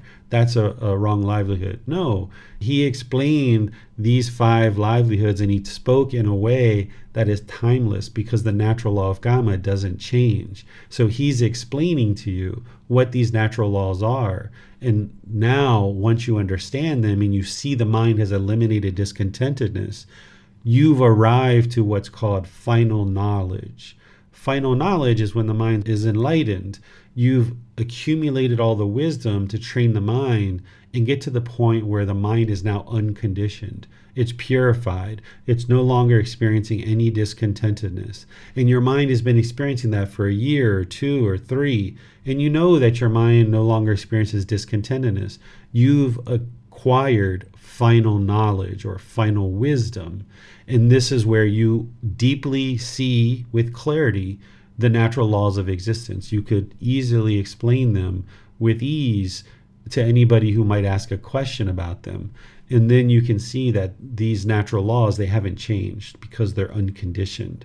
It's just that people's understanding of those natural laws isn't what it was during the lifetime of the Buddha. As a Buddha fully awakening as the perfectly enlightened one, he would know these teachings inside and out, backwards and forwards, and he's the one who's declaring these natural laws. And then from that point on, the degrading of his teachings is what's happened over 2,500 years, where they're not well understood in the world amongst the population of people in the world. But once you've got that understanding and arrived at final knowledge, and there's no more discontentedness in the mind, you will see these unconditioned experiences of enlightenment in the natural laws of existence. They don't arise, they don't change, and they don't fade away. They're just always present. So the enlightened qualities of mind, they're just always there. The natural laws of existence, they're always there. Human beings' understanding of them might change, but the natural laws are just always there. Looks like there are no questions at this time, sir. All right, so we'll go to chapter 135. Okay, Miranda, will you please read 135 for us? Yes, sir. Thank you. Where earth, water, fire, and wind find no footing. Once, Kavada, in this order of monks, the thought occurred to a certain monk, I wonder where the four great elements, the earth element, the water element, the fire element, and the wind element, are eliminated without remainder. And that monk attained to such a state of mental concentration that the way to the heavenly realm appeared before him. And that monk attained to such a state of mental concentration that the way to the heavenly realm appeared before him. He went to the heavenly realm of the four great kings and asked the question. When none of them could answer the question, the monk went to the 33 gods who said, we don't know, but Saka, ruler of the gods, may know. Saka told the monk to ask the Yama heavenly beings, the Suyama, the Tusita heavenly beings, the Santusita, the Nimanarati, the Sunimita, Parinimita Vesavati heavenly beings, Vasavati, Brahma's associates, and all the way to the great Brahma. The great Brahma avoided the answer and finally said that the heavenly beings believe there is nothing Brahma does not know, but the truth is he does not know where the four great elements cease without remainder. It is the monk's fault that he did not ask the perfectly enlightened one. In the end, the monk went back to the perfectly enlightened one. So that monk, as swiftly as a strong man might flex or unflex his arm, vanished from the Brahma world and appeared in my presence. He prostrated himself before me, then sat down to one side and said, Venerable sir, where are the four great elements, the earth element, the water element, the fire element, and the wind element, eliminated without remainder? I replied, Monk, once upon a time, sea-traveling merchants, when they set sail on the ocean, took in their ship a land-sighting bird. When they could not see the land themselves, they released this bird. The bird flew to the east, to the south, to the west, to the north. It flew to the zenith, overhead, and to the intermediate points of the compass. If it saw land anywhere, it flew there, but if it saw no land, it returned to the ship. In the same way, monk, you have been as far as the Brahma world, searching for an answer to your question and not finding it, and now you come back to me. But, monk, you should not ask your question this way. Where are the four great elements, the earth, water, fire, and wind elements, eliminated without remainder? Instead, this is how the question should have been put. Where do earth, water, fire, and wind find no footing? Where are long and short, small and great, fair and foul, where are name and form wholly destroyed? And the answer is, where consciousness is quieted, immeasurable, all radiant, that's where earth, water, fire, and wind find no footing. There both long and short, small and great, fair and foul, there name and form are wholly destroyed. With the elimination of consciousness, this is all destroyed. All right. Thank you, Miranda. Let me help you guys understand this. The prior part of the discourse was just kind of this person going off and asking questions and trying to find the answer. And then he eventually comes to the Buddha, and the Buddha says, okay, this question you're asking, it isn't really the best way to ask the question. This is how you should ask the question. What he's asking about is earth, water, fire, and wind. These are called the four elements, or the four great elements. This is the way they describe the human body during the lifetime of the Buddha. Today, we talk about skin and bones and fluids, sinews, nerves, muscle tissue, ligaments, tendons, all these kind of things, because we understand the body in a much more detailed way than they did 2,500 years ago. They described everything through these four elements. So the earth element are the solids of the body, like the fingernails, the hair, the teeth, things like this. The bones, these are the earth element. The water element are the fluids of the body, like urine and blood and pus and slava, tears, things like this. The fire element is the temperature of the body, the digestion of the body. They described ailments and what was going on in the body through these four elements. And fire is related to digestion because digestion has a lot to do with certain illnesses and sicknesses. And then the wind element, this describes the movement of the body. So something like blood, it's part of the water element, but the movement of the blood has to do with wind. The movement of feces and urine and blood and pus and things like this is described through the wind element. So they would describe the body and the ailments of the body and the sickness of the body through these elements. So you might go to a doctor during the lifetime of the Buddha and they say, oh, your earth element is depleted, your water element is inflated, and your fire element is neutral, and your wind element is neutral. So here's my prescription. You need to take these herbs, and this is how they would diagnose and they would prescribe through these four elements. So what this person is really asking is they're asking about this name and form. That's what the Buddha is getting to, is he says this name and form, which is essentially the physical body. The person's asking essentially, where is the end of this physical body? Where does this physical body no longer take existence? This has to do with the cycle of rebirth. So they're using language from the past to describe the physical body. So essentially what he's saying is, where does the skin, the bones, the blood, the fluid, the tissue no longer exist without remainder? In the Buddha saying, well, the skin, the bones, the fluid, all of these things, you should be asking, where do they no longer exist or find footing or no longer come into the world? So the question that the student's asking is, where do they get eliminated? The Buddha says, what you should be asking is, where do they not get produced? Where does this physical body not get produced? And that's what he's talking about with name and form, because name and form is essentially the physical body. And he explains this in dependent origination. He explains what name and form is.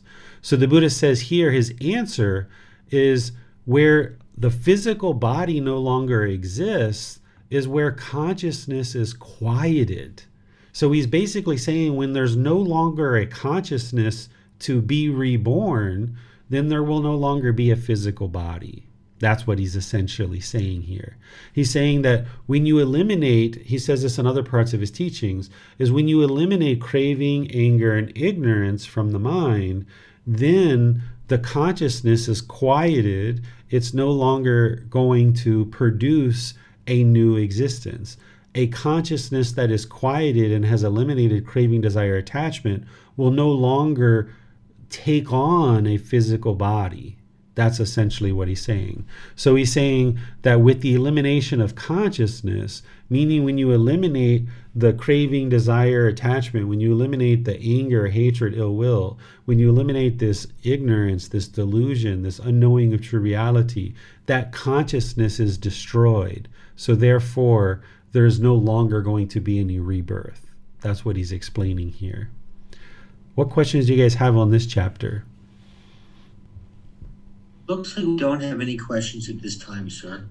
Okay.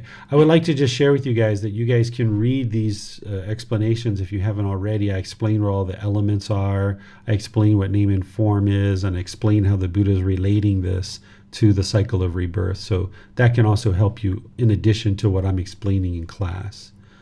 So the next chapter is 136. Okay, Donnie, will you please read 136 for us? In this phantom long body, I say, friend, that by traveling one cannot know, see, or reach that end of the world where one is not born, does not grow old and die, does not pass away and get reborn. Yet I say that without having reached the end of the world, there is no making an end of discontentedness. It is in this phantom long body endowed with perception and mind that I proclaim the world, the origin of the world, the elimination of the world, and the way leading to the elimination of the world. Okay, thank you, Donnie. Couple of things here before I start explaining it. Fathom is a measurement during the lifetime of the Buddha. It's essentially about 1.8 meters or about 6 feet. That's what a fathom is. So we can understand from this that the Buddha was basically 6 feet tall or 1.8 meters tall. That's how tall he was, because he's describing fathom long body. That's his body that he's describing. Here, what the Buddha is explaining is that you can't understand the end of discontentedness and how to eliminate discontentedness without having eliminated discontentedness. So you're in the process of learning how to eliminate discontentedness, but you're not going to know how to fully eliminate discontentedness until you eliminate discontentedness. That's what he's essentially saying here. So he's saying you can't know the end of the world without having traveled to the end of the world, is basically what he's saying. So you can't know the end of discontentedness until you've traveled to making an end to the discontentedness. And then he explains here, and he's relating it to the world, because he's describing this analogy of the world, that you can't know the end of the world until you have reached the end of the world. And he's saying that, okay, I've proclaimed the world, the origin of the world, the elimination, and the way leading to the elimination of the world.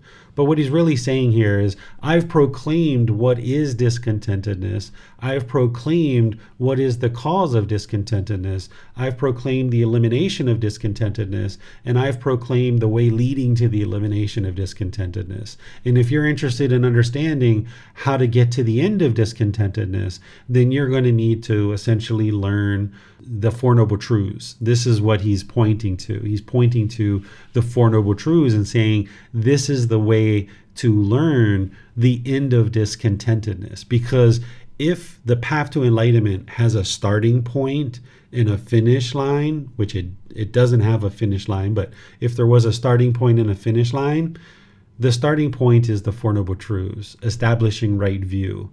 That's how somebody would get to the point of starting the path to enlightenment, is establishing right view, understanding what is discontentedness, the cause, the elimination, and the path forward. So that's what he's explaining here, is if you're going to take this journey to the end of the world, you've got to start with understanding the Four Noble Truths, is what he's saying.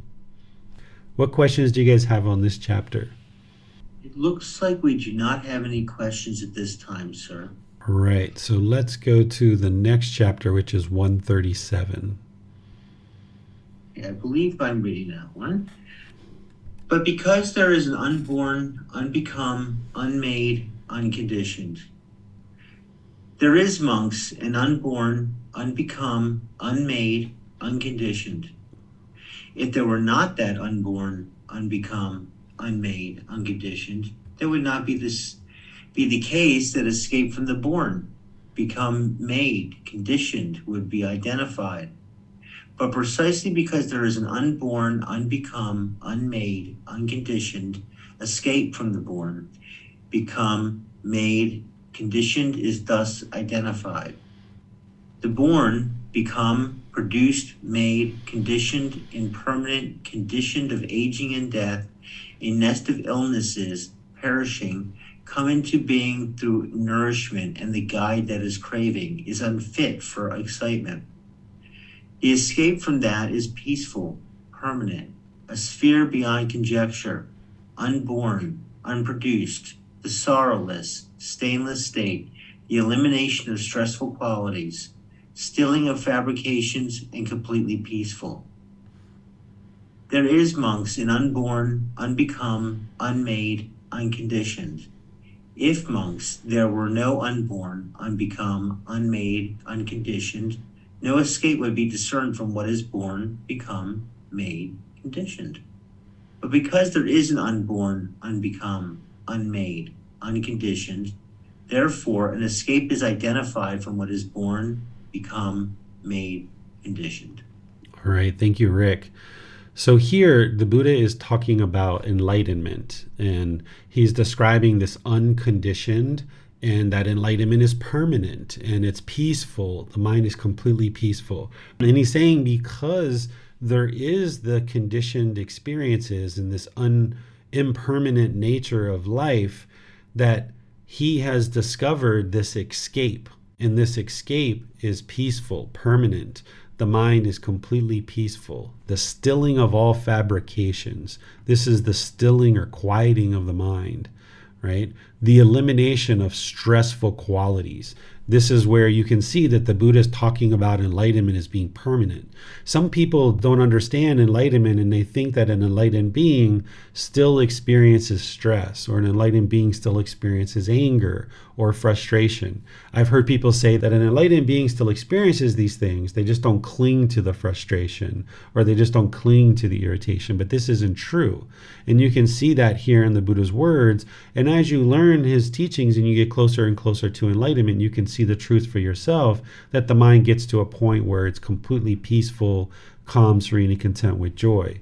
So he's explaining here that the escape, or this enlightened mental state, is peaceful, it's permanent. He says, if monks, there were no unborn, unbecoming, unmade, unconditioned, no escape would be discerned, or no escape would be discovered, or no escape would be identified from the born becoming made and conditioned. So the mind would still experience conditioned experiences, and it would continue to experience discontentedness. But because there is this enlightened mental state, is essentially what he's talking about here, therefore there is an escape.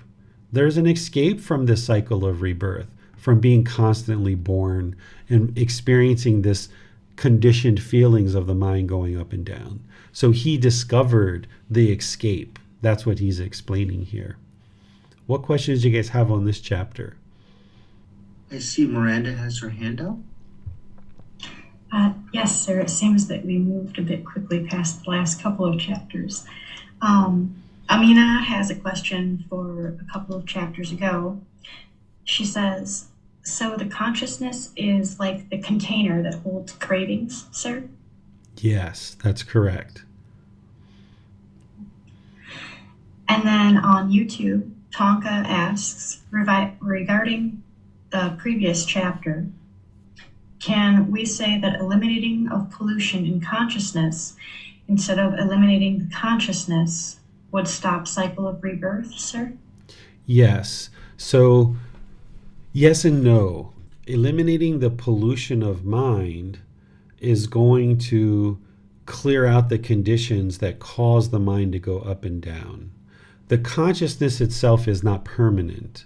So once an enlightened being gets to enlightenment, the consciousness isn't permanent. We know that it's impermanent. But that consciousness is not going to lead to a rebirth. So that consciousness is going to essentially dissolve and become eliminated. That mind is going to be eliminated. It doesn't lead to a next rebirth. So we're eliminating the pollutions of this particular consciousness, this particular mind. And if you eliminate the pollutions of mind, then there will no longer be rebirth, because this consciousness is not going to continue. And even if there is rebirth, that same consciousness isn't continuing. It's an actual new mind that gets created as part of that next rebirth. But what comes next for an enlightened being is an undeclared teaching. So once somebody gets to enlightenment and the consciousness is now purified, what happens next, if anything at all, is an undeclared teaching. You have to let go of even craving or wanting to know what's next, if anything at all. Yes, thank you, sir. And then on Zoom, Chantana asks about 136. I linked the 5 aggregates to this chapter and wonder why the Buddha only chose to talk about 3 out of the 5, which is form endowed with perception and mind, or consciousness, and did not talk about feeling and volitional formation.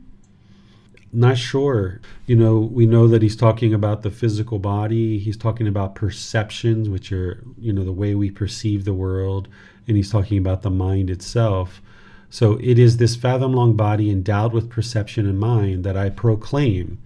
Because here he's talking about the body and the mind coming together for this existence. And then his perception, he's explaining his view. He's explaining how he views the world. His feelings and his volitional formations don't have anything to do with how he's explaining his view of the world in these teachings. So that's why he would only describe the body, the mind coming together. And now he's explaining his view of clear reality, of true reality, of this is discontentedness, this is the cause, the elimination, and the path forward.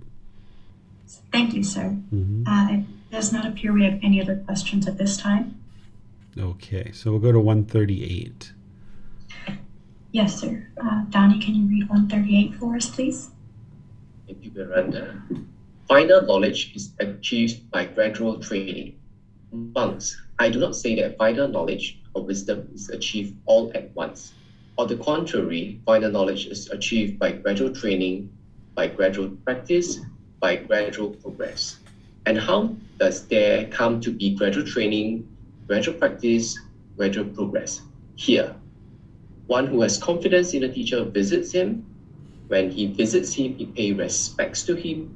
When he pays respects to him, he gives ear. One who gives ear hears the teaching. After he heard the teachings, he memorizes them. He examines the meaning of the teaching he has memorized. When he examines their meaning, he gains a reflective understanding of this teaching. When he has gained a reflective understanding of this teaching, enthusiasm springs up in him. When enthusiasm has sprung up, he applies his will. Having applied his will, he investigates. Having investigated, he strives. Purposefully striving, he realizes with the ultimate truth and sees it by penetrating it with wisdom. All right, thank you, Donnie. Here, this is going to help you to understand a couple of things and things that you might have heard in Buddhist communities that actually aren't true. The first thing here that the Buddha is explaining in this first paragraph is he's explaining that enlightenment, which is final knowledge, getting to final knowledge, the mind is enlightened, is not achieved all at once. He says, monks, I do not say that enlightenment is achieved all at once, is essentially what he's saying. Because this is the rumor, this is the myth that you'll hear in a lot of parts of Buddhist communities. People think that the Buddha sat under a tree, he meditated, and he instantly got to enlightenment. And this is why we see a lot of people in the world that are just meditating, thinking that they're going to get to enlightenment, not realizing that this path starts with right view. And it starts with right intention and right speech and right action. If you're meditating all day long, but you're not practicing right speech, for example, you're never going to get to enlightenment. So he's not saying that enlightenment is attained all at once. On the contrary, this final knowledge or enlightenment is achieved by gradual training, gradual practice, and gradual progress. Because it took him 6 years to get to enlightenment. So it was gradual that occurred. Right? And then he says, okay, well, how does the gradual training, gradual practice, and gradual progress occur? Well, for a Buddha, they're doing it by themselves without the help of any teachers or any guides. But he understands that's just him and any future Buddha that arises. It's just him, right? He's giving guidance for other people. He's saying, okay, how do you acquire this gradual training, gradual practice, and gradual progress? Well, you need to have a teacher. Right? It's only a Buddha, which is very rare, that's going to be able to get to enlightenment without the help of any teachers or any guides. So one needs to have a teacher, have somebody that they can understand the teachings from and be guided on this path. But in order to have a teacher, you're going to need to have confidence in somebody. You're going to have confidence that this teacher can actually help you get to enlightenment. And you're going to need to visit them. You're going to need to show up to classes. You're going to need to talk to them. You're going to need to have personal conversations with them and things like that. And when you visit that person, the Buddha is saying, okay, pay respect to that person. Because that person who's teaching you to get to enlightenment, they're not doing it for their benefit. They're helping you. And they shouldn't be asking for any money. Of course, that they're going to need donations in order to support their life, but they're just practicing generosity, loving kindness with you in order to help you get to enlightenment. So yes, pay respect to the person who's helping you get to enlightenment because that's going to help you maintain a good, healthy relationship with them. And after you do that, the Buddha says, okay, give ear, meaning listen to the teachings. Right? Listen to that teacher because you have confidence in them.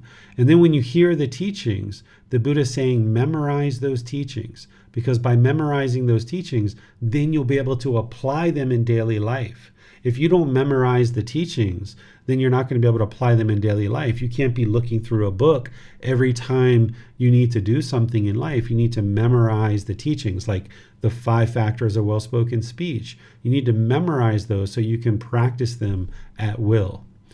When you memorize the teachings, the Buddha is saying, okay, examine them, right? Don't just believe them, but examine the teachings. When you start examining them, then you start reflecting on them, right? So you've learned and now you reflect. That's what the Buddha is saying. Okay, start reflecting on the teachings. And when you start reflecting on the teachings, then you're going to start to observe that these teachings are true, and there's going to be this enthusiasm. Oh my goodness, I've discovered the truth. Yes, it is craving, desire, attachment that's causing my discontentedness. That means all this anger, all this frustration that I've experienced my whole life, I've been causing it myself. And you start getting enthusiastic about this. And when this enthusiasm springs up, then you're going to be interested in applying this will to actually make changes and transform and evolve. And then the Buddha is saying, okay, investigate, right? Further investigate and essentially practice the teachings is what he's saying here, is practice. Strive to practice these teachings, applying them in daily life. This is where I say learn, reflect, and practice. And then purposely striving and practicing, you realize the ultimate truth, because you can't just learn and get the truth. You need to learn, reflect, and practice. And when you practice, that's where you discover the ultimate truth. And then you can see it with penetrating wisdom, because you've penetrated into the teachings. You didn't just believe with blind faith, but instead you learned, you reflected, and you practiced. And as you practice, you see the truth for yourself, that the 5 factors of well-spoken speech help you in your personal and professional relationships. And you see your relationships blossom. And you see the truth that 100% these 5 factors of well-spoken speech are true, because you've learned them, you've reflected on them, and you practiced, and now you see the truth for yourself. That's how you go from being off the path to getting a teacher, to respecting, to listening, to learning, memorizing, to reflecting, and then practicing. And that's how you ultimately move the mind to enlightenment. What questions do you guys have on this chapter? Yes, sir. It is understood that during the lifetime of Gautama Buddha, it was important to really memorize every teaching orally and recite them orally, because that's how they were teaching and remembering and sharing these at that time. Now, due to impermanence, we have these teachings written down and stored digitally and in all these different formats. Something like the 5 factors of well-spoken speech, those, shorter teachings, I can see memorizing those word for word. But some of these discourses that are much longer, is it still very important that we memorize those word for word? Or can we more memorize the summary and the, I want to say, moral in each of these discourses instead of memorizing those word for word? Yeah, you're not going to have to memorize any of the discourses word for word in order to get to enlightenment, because we have them written down, but you're going to need to understand what the Buddha is teaching and memorize that. So like the 5 factors of well-spoken speech, memorizing that you need to speak what is spoken at the right time, what is said is true, it's spoken gently, it's beneficial, and with a mind of loving kindness. You need to understand and remember those 5. And if you can just boom, boom, boom, boom, boom, those 5 bullets, then you got it. You don't have to remember each individual word and sentence and structure of his discourses. Or like something like right intention. You'll need to know that it's 3 things. Intention of renunciation, and what is that? What is intention of renunciation? Intention of non-ill will, and what is that? And the intention of harmlessness, and what is that? Because in order for you to practice these things, you're going to have to remember what they are. But in terms of remembering word for word, you won't have to do that. Yes, thank you, sir. Mm-hmm. And then on Zoom, Donnie asks, what does will refer to? Will is like your intention, putting your intention behind something. So if you don't have will or you don't have intention, then you're kind of like lackluster, complacent. So here the Buddha is saying, like, apply your will, apply your initiative, apply your enthusiasm. Because if you've got this enthusiasm, now you have to put your intention into actually doing the work to practice the teachings. Yes, thank you, sir. Mm-hmm. It does not appear we have any other questions at this time, sir. All right. So now we go to chapter 139. Seeing non-self with correct wisdom. Monks, form is impermanent, feeling is impermanent, perception is impermanent, volitional formations, choices and decisions are impermanent, consciousness is impermanent. What is impermanent is discontentedness. What is discontentedness is non-self. What is non-self should be seen as it really is with correct wisdom thus. This is not mine, this I am not, this is not myself. When one sees this thus as it really is with correct wisdom, one holds no more views concerning the past. When one holds no more views concerning the past, one holds no more views concerning the future. When one holds no more views concerning the future, one has no more stubborn craving. When one has no more stubborn craving, the mind becomes free from strong feelings towards form, feeling, perception, volitional formations, and consciousness, and is liberated from the taints by non-clinging. By being liberated, the mind is steady. By being steady, the mind is content. By being content, one is not agitated. Being unagitated, one personally attains nibbana, or enlightenment. One understands, destroyed is birth, the holy life has been lived. What had to be done has been done. There is no more for this state of existence. Thank you, Miranda. So here the Buddha is showing the five aggregates. He's talking about the five aggregates, and he's saying all of these are impermanent. Form, feeling, perception, volitional formations, and consciousness are all impermanent. This really helps you to see all these things as being impermanent, because once you understand that the problem is the mind clinging to these conditioned objects, which are impermanent, and that's why the mind keeps going up and down, because the mind's clinging and craving and holding on to these conditioned objects. When you understand that they're impermanent, it's like, why would I cling to it? Why would I crave permanence when I know that they're impermanent? So that's really helpful to understand the five aggregates are all impermanent. And now the Buddha is saying, okay, well, what is impermanent is discontentedness. Essentially what he's saying is what the mind clings to that is impermanent is going to lead to discontentedness. Or what the mind craves for that is impermanent, because the mind's craving permanence, it's going to lead to discontentedness. What is discontentedness is non-self. So when you're experiencing pleasant feelings, painful feelings, and neither painful nor pleasant, the Buddha is saying that's not you. That's not who you are. That's not the self. So when you get angry, you don't think about it as I am angry. It's like there's anger in the mind.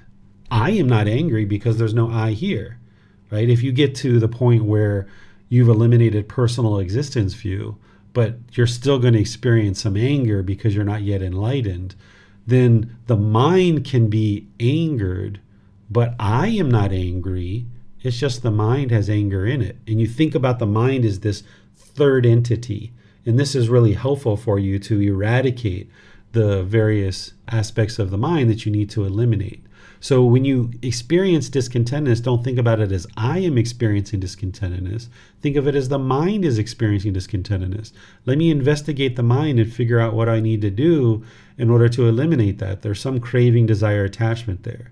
So the Buddha is saying this discontentedness is not you. It's not the self. What is not the self should be seen as it really is with correct wisdom. Thus, this is not mine. This I am not. This is not myself.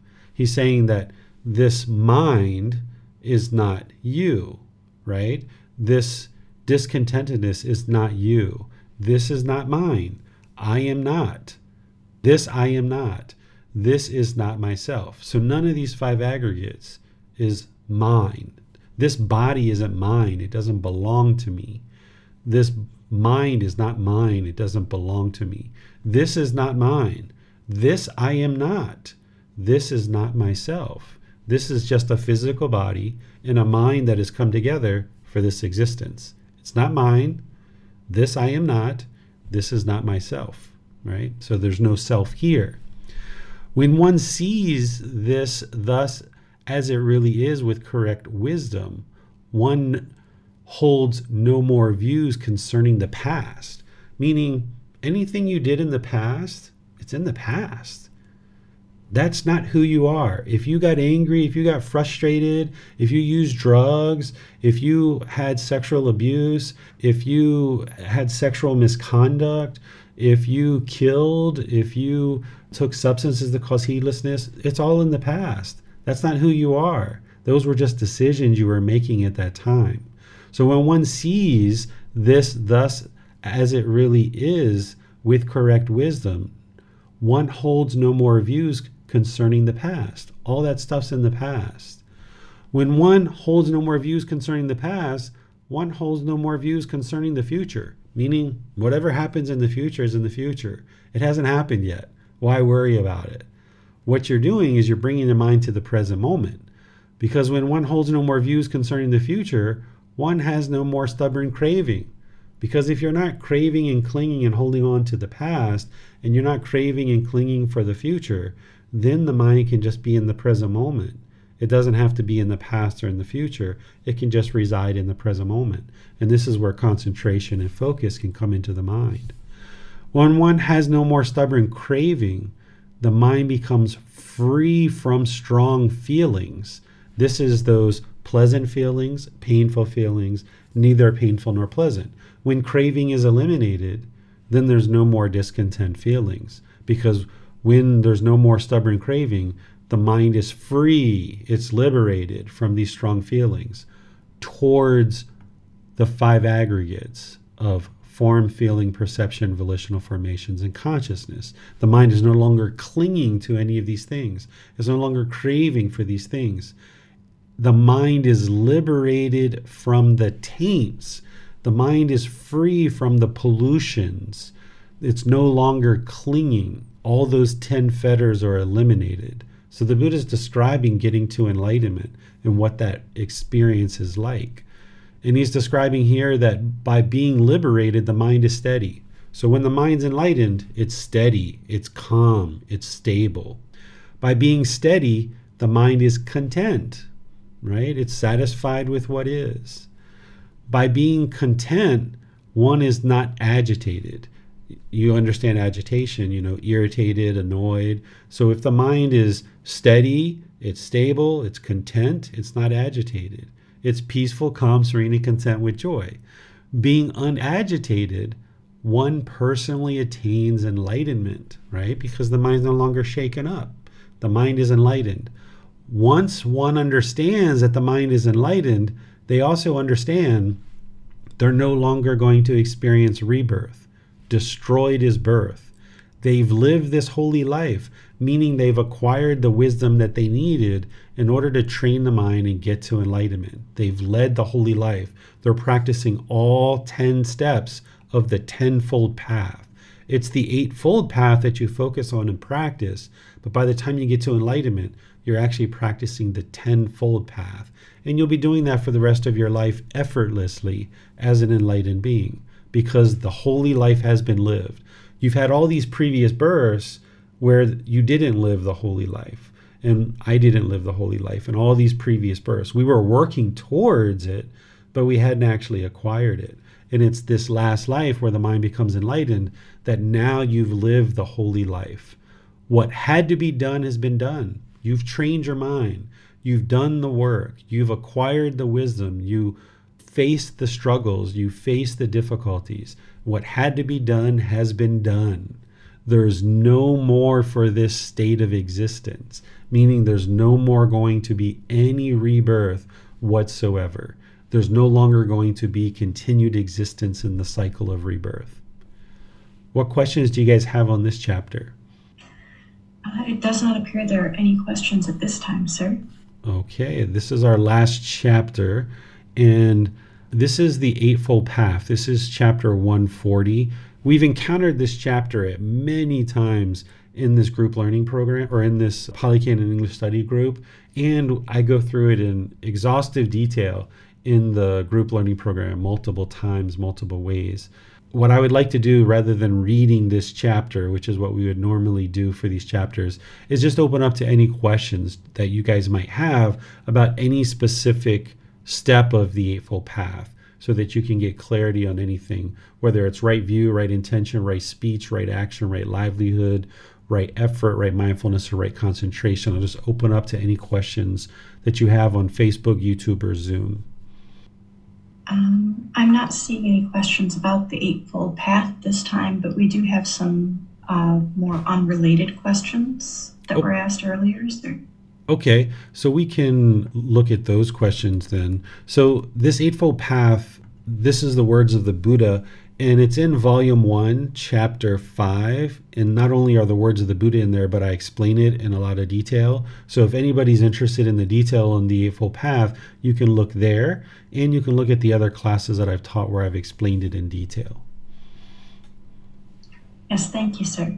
This may also give time for some people to type out their questions about the Eightfold Path. Pet Pico on YouTube had asked, doesn't the mind reside in the brain? Where does the mind go when we are asleep or when we are considered to be brain dead, sir? Okay, so the brain and the mind are two different things. They're not the same thing. The brain is physical, and it controls the physical body.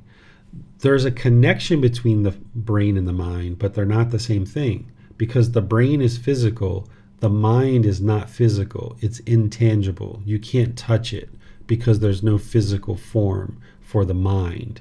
So you can't point to where the mind is. In Western culture, we tend to point to the head, thinking that that's the mind. But in Thailand, they actually touch the heart. They think about the mind as being inside the heart. There's other cultures that think the mind is outside the body. But in reality, a physical location can't be described or defined because the mind is not physical. So you can't point to the mind. And even if we did know where the mind is, which we don't, because it doesn't exist in any particular place because it's non-physical. But if we did, it doesn't change anything at all. You still need to train the mind. You still need to eliminate the pollution of mind. So the mind is not the brain. Brain is not the mind. There's two different things, even though there's a connection between them. And the mind is non-physical, non-tangible. And you need to train the mind in order to get to enlightenment. Yes, sir. And then as a follow-up question, Pepiko asked, mind or matter, the brain, comes first? There's the consciousness that exists. Then there's the egg from the mom. There's the sperm from the dad. And then now this consciousness or this mind comes together with the physical form. The Buddha explains this in his teachings, where an embryo and a consciousness have to come together. He talks about three things that need to come together. The mother needs to be in season, the union of the mother and father, and then there needs to be a consciousness, right? Another way to say that is the way I described it, is an egg, a sperm, and a consciousness. These three things need to come together in order to create a living being. That's what actually creates the physical form, is that it's the egg, the sperm, and then that's going to create the body. But then there needs to be a consciousness that comes into the womb at the time of conception, based on the way that the Buddha explains it, is that the mind comes into the womb at the time of conception. And that's what creates this living being now. Thank you, sir. And then also on YouTube, Tonka asks, I notice attachment to existence. I am okay without personal self, but have a craving to exist somehow after death. Any tips on how to deal with that, sir? Yeah, you've got to let it go through contemplating your own death, like I've shared with you before, Tonka, and then not envision what's next. Don't even think about in terms of once this physical body and mind separate, what happens next. Just keep your thoughts and your contemplation on physical death and just being completely comfortable with nothing else being after that. You need to let go of the world, let go of craving this body, existence, and just let it all go. You're still, of course, like I said, going to maintain this body. You're still going to be in the world in terms of once you get to enlightenment, you're just going to exist in the world. But whatever happens in the future, it's in the future. Just let it go. There's just no need to worry or hold on or yearn or long for that. Yes, thank you, sir. Mm-hmm. And then on Zoom, Chan has a few questions. In order to attain the first stage of enlightenment, all steps of the Eightfold Path have to be completed precisely, sir, or all steps of the Eightfold Paths will automatically link together when we start practicing one of the eight? Yeah, so think about these Eightfold Path as being individual dials. And in order to get to enlightenment, you have to dial each one in very, very closely.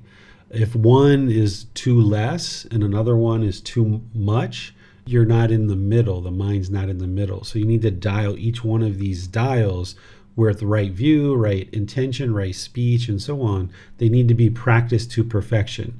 And that starts with learning. You need to learn the Eightfold Path, you need to reflect on it and see the truth, and then you need to move it into your practice and get closer and closer to practicing that Eightfold Path to perfection. Once you're practicing the Eightfold Path to perfection, now you're not making any decisions that are unwise. You're making all wise decisions based on the Eightfold Path. You're practicing it to perfection. But the mind is not yet enlightened yet. You then have to practice that Eightfold Path for an extended period of time in order to burn off all your unwholesome results of your old decisions. Because if you could snap your fingers today and practice the Eightfold Path to perfection, which you can't do that, but if you did and you snapped your fingers and you could practice the Eightfold Path to perfection, you still made unwholesome decisions in the past that are going to come back to affect you. So now, once you're practicing the Eightfold Path to perfection, any old decisions that you made that are coming back and you're experiencing those results, you're now handling them through the Eightfold Path to extinguish this unwholesome karma, rather than continuing to generate unwholesome karma through unwise decisions. So let's just say I cheated on my taxes 2 years ago. And now in that 2-year period, I'm practicing the Eightfold Path to perfection.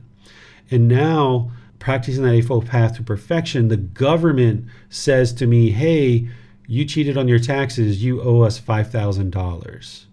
Okay, now I'm practicing the Eightfold Path. I need to extinguish this karma.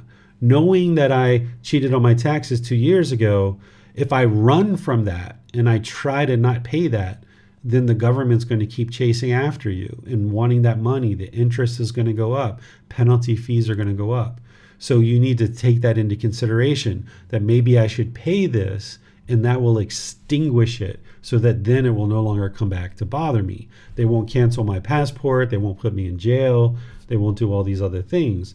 Whereas if I just try to run from it, which an enlightened being, someone who's practicing the Eightfold Path wouldn't do, they wouldn't run from their problems. They're going to confront them and extinguish it.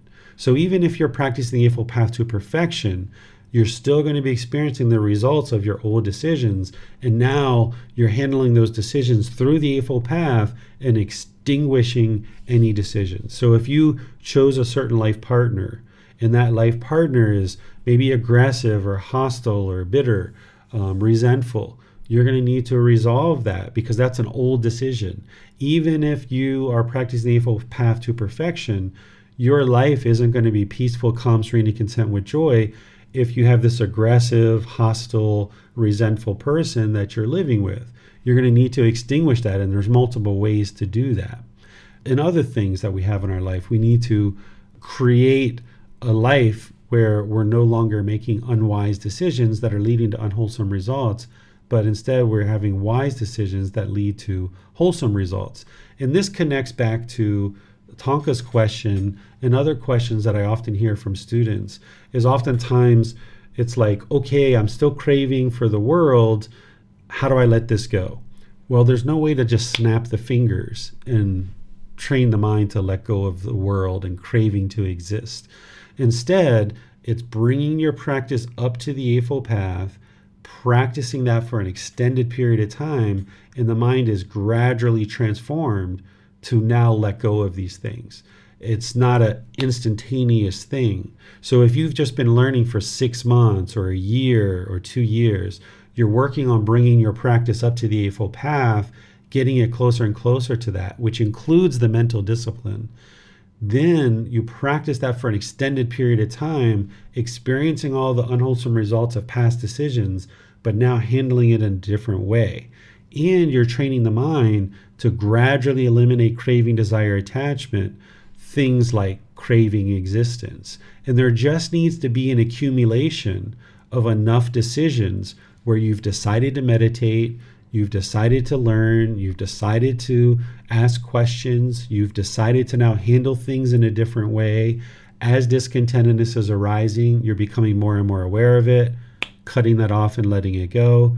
And gradually, slowly but surely, all of these decisions to learn and practice the teachings culminate into the mind becoming more and more peaceful. And that just takes gradual training, gradual practice, and gradual progress, which we just talked about in the chapters from the Buddha.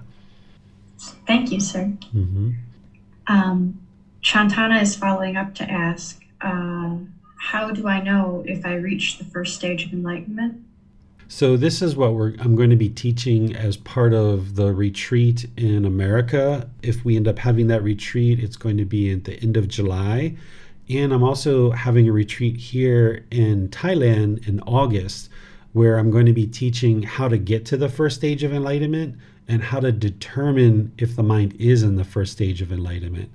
It's not a 2-minute answer. It takes a lot of teaching to explain to you how you know this. In general, there's going to be significantly diminished discontentedness. Specifically, the personal existence view, the doubt and wrong behavior and observances, those 3 fetters will be eliminated. But how to determine if that's all occurred, it's going to take this retreat of me teaching you and helping you to understand it. But in general, there's going to be this diminishing of discontentedness. And the reason why there's that diminishing is because the person has eliminated the first 3 fetters. But to learn how to identify if those first 3 fetters are eliminated is going to take a few hours for me to explain as part of the retreat that I'm having in the USA, and there's going to be one here in Thailand as well. Thank you, sir. Mm-hmm. Another question from Chantana. While we are practicing the Eightfold Path in daily life, would it be possible that the mind goes to the first stage of enlightenment while we are not meditating?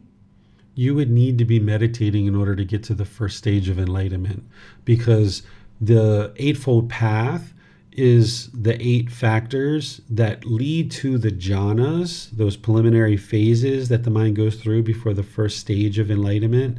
And right concentration is meditation. So a person's going to need to do a certain amount of meditation to accumulate the benefits, to bring all of these factors into fulfillment, which is what the Buddha describes as you bring these factors up, you dial them in to fulfillment. And then when you're practicing them for an extended period of time, the mind will start experiencing the jhanas. This is like starting to get glimpses of what enlightenment is like. It's like the light bulb flickering. And then there's going to need to be conscious decision to eliminate those first 3 fetters of personal existence view, doubt about the teachings or doubt, and wrong behavior and observances. It's not going to happen by mistake. So there's going to need to be a combination of many things, not just meditation, but also right view, right intention, right speech, right action, right livelihood, all these other teachings. If someone's just meditating and they're not practicing right speech, they're not going to get to the first stage of enlightenment. Or if someone's just practicing right speech and they're not meditating, they're not going to get to the first stage of enlightenment. All 8 of these factors need to be practiced, bringing them up closer and closer to perfection. that wrong behavior and observances, the wrong behavior would be to be not practicing the Eightfold Path.